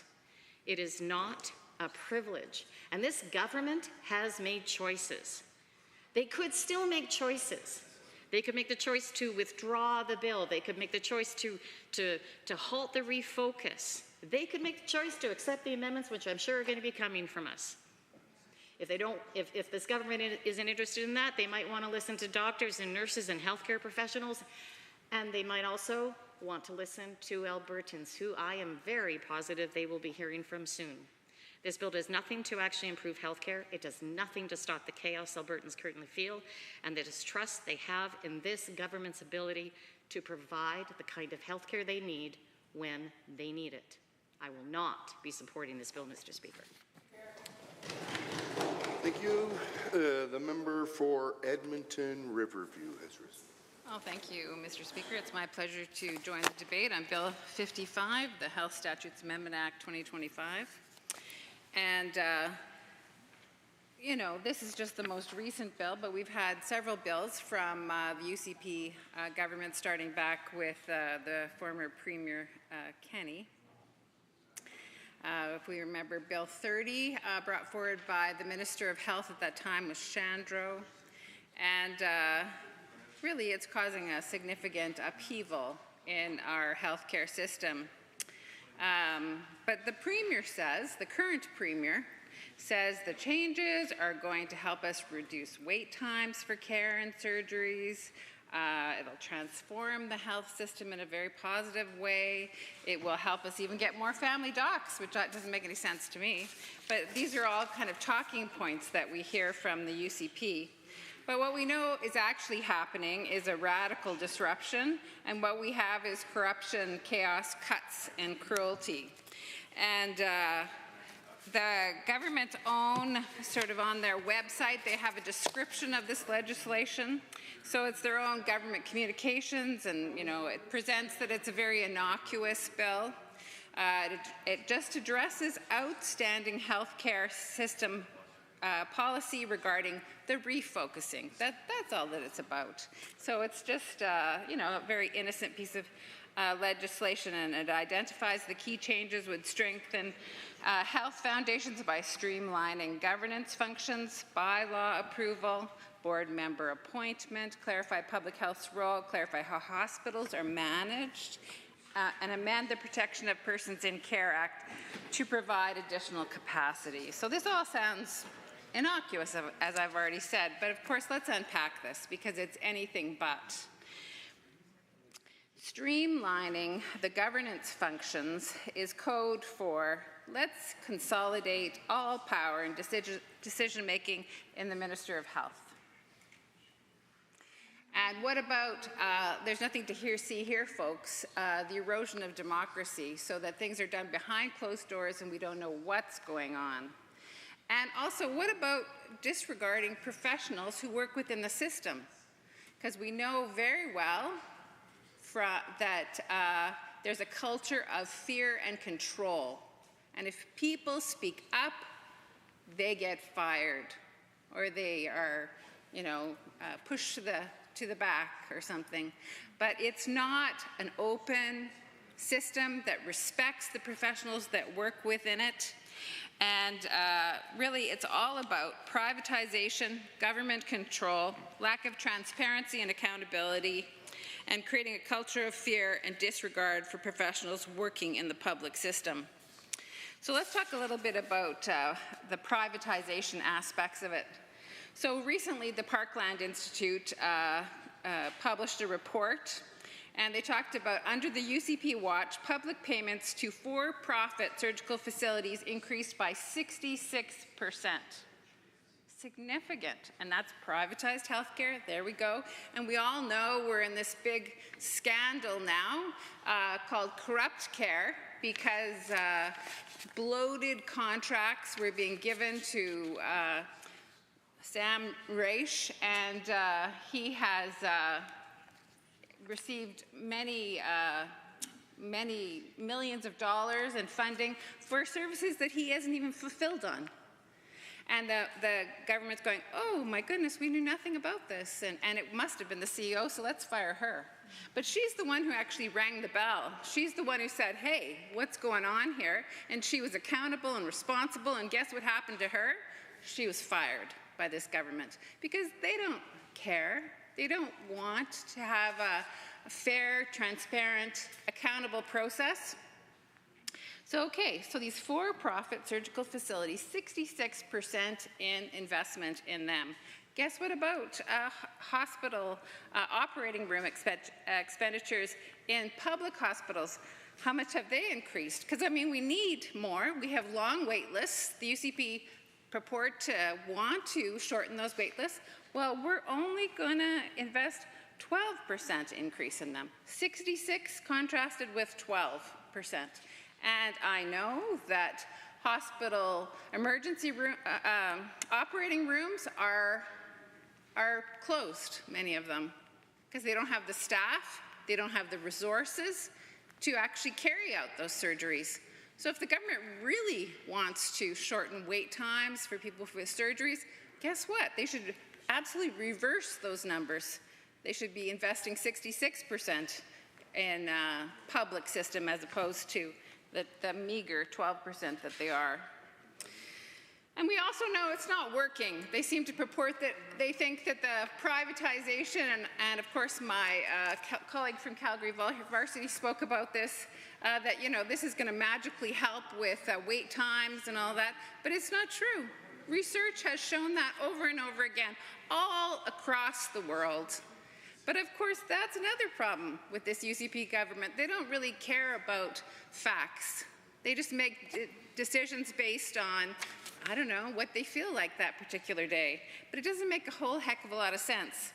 The CIHI Institute, the Canadian Institute for Health Information, says median wait times for Alberta in the 9 of the 11 priority surgeries tracked have increased in Alberta under the UCP watch.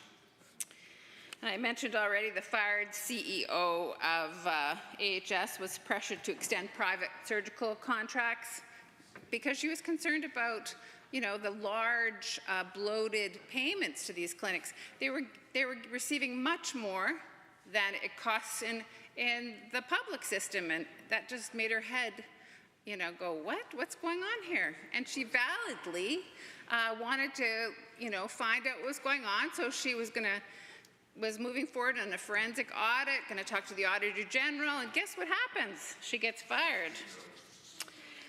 So costs have increased in outsourced procedures done in private facilities by 52%. So this is just another sort of nail in the coffin of why privatization doesn't work. And this bill is taking us obviously down in the wrong direction. I also want to talk about just the role of public health, which is also addressed in this bill. And so this is an area where the government really, they don't seem to understand what public health is. And mostly they want to avoid it until perhaps there is some kind of crisis. And we're in a crisis right now because we know that there's around 300 Albertans who have measles. So they've been not promoting a public campaign for immunization until sort of it's almost too late. Like some people are I understand, in critical condition in intensive care units. And the government really sort of just neglected this file. In this Bill 55, they talk about moving public health nurses to primary care Alberta. And of course, these professionals oversee frontline public health services such as communicable disease control, immunizations, newborn screening, and health promotion. And we know that when there's good, robust public health measures, then that supports all our population. We heard earlier today in this chamber about how measles is 100% preventable with public health measures like vaccinations. But instead, people weren't encouraged. We had the member from, I think it's Calgary Lougheed, was having a forum on supporting a bunch of anti-vaxxer folks. So, I mean, it's not even hidden. It's very clear that they're against this very important public health measure. Again, not understanding the science of it, not understanding the facts of it, and just really pandering to their base rather than following the science. And it's kind of shocking, but it's the reality, and we're having to deal with that. And I mean, it's making a huge impact on citizens of Alberta. Another area that's in this public health world is, of course, the firing of the CMOH. And currently, the government can't even fill that position because nobody wants it. Because, of course, professionals don't trust this government because they won't let them do their job as professionals, following their own codes of ethics, standards of practice, their own expertise as professionals. And it sort of flies in the face of what being a professional is all about. And as far as I know, the Minister of Health is not any kind of a medical professional, and she shouldn't be calling the shots on this. So we know that the UCP does not respect the values of public health, including, their disregard for science that I've just talked about, not making evidence-based decisions. And of course, it's not only in this area. We see this all over the place. We know that the mental health and addictions, the decisions around pretty much eliminating, you can't even say it. I've talked to social workers in the field. You can't even say harm reduction anymore. And we know that vulnerable Albertans experiencing addictions need a spectrum of services. They need something to help them wherever they are. And harm reduction may be the best that is the best for them. And then, of course, you develop a relationship and you can support people to access treatment when they're ready. But you don't just ignore them or lock them up, which again is what this government's doing. It's so, violating human rights. It just makes absolutely no sense. And again, it rejects the evidence. And it makes no sense to me. How am I doing? And then another piece in this legislation is just about the Protection of Persons in Care Act. And of course, this legislation, it says that now it's going to be given additional capacity to deal with this. Because of course, this is a very important part about any government is sort of the checks and balances. So we don't just give people a bunch of money to provide a certain service. You actually have people who will, follow up, make sure that services are appropriately offered. If there's issues, then we do have public servants who will go and do investigations regarding them. So that's what the Protection of Persons in Care Act is supposed to do, largely for the continuing care system. And so these are vulnerable seniors oftentimes, and we know that that system, I talk to so many Albertans every day about their concerns about their loved ones because they feel like they're being neglected, not supported. And we know that although the UCP have hidden the reports, through a FOIP, we found out that last year that there was a sharp increase in founded allegations, 3 times more than the previous year, all under the UCP's watch. Failure to provide the necessities of life. This is in, continuing care institutions. Lack of proper nutrition, lack of hydration. These are some prevalent issues. It's heinous. It's awful. Yes, so this Bill 55, needs to be denounced and voted against by all members of this Assembly because it just takes us further down the road of privatization, government control, lack of accountability, and a real disregard for professionals. So with that, Mr. Speaker, I will adjourn debate. Having heard the motion from the member for Edmonton Riverview to adjourn debate, all those in favour, please say aye. Aye. All those opposed, please say no. That motion is carried. Government House Leader. Thank you, Mr. Speaker. I rise to request unanimous consent of the Assembly to revert back to notices of motions. Having heard the motion for unanimous consent, I will ask one question only. Are there any opposed to unanimous consent to revert back to notice of motions? Hearing none, that motion is carried. Notices of motions. Government House Leader. Thank you, Mr. Speaker. I rise to give oral notice of Government Motion 63, which reads, sponsored by myself, which reads as follows. Be it resolved that, pursuant to Standing Order 4.1, the Assembly shall meet in the morning of Tuesday, May 13th, 2025, for consideration of government business, unless the Government House Leader notifies the Assembly that there shall be no morning sitting that day by providing notice under notices of motions in the daily routine or at any time prior to adjourning on a sitting day. I also wish to give oral notice of Government Motion 64, sponsored by myself, which reads as follows.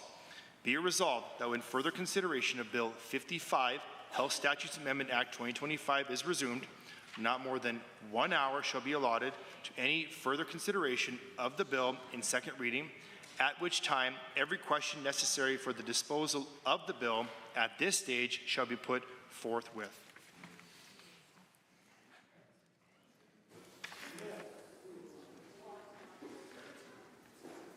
Thank you, Mr. Speaker, and then of course I will end on a banger here. I move that the Assembly be adjourned until 1:30 p.m. Thursday, May 8th, 2025.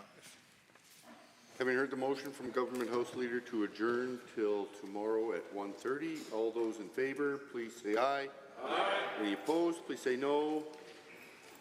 That motion is carried. The House stands adjourned until tomorrow at 1:30 p.m.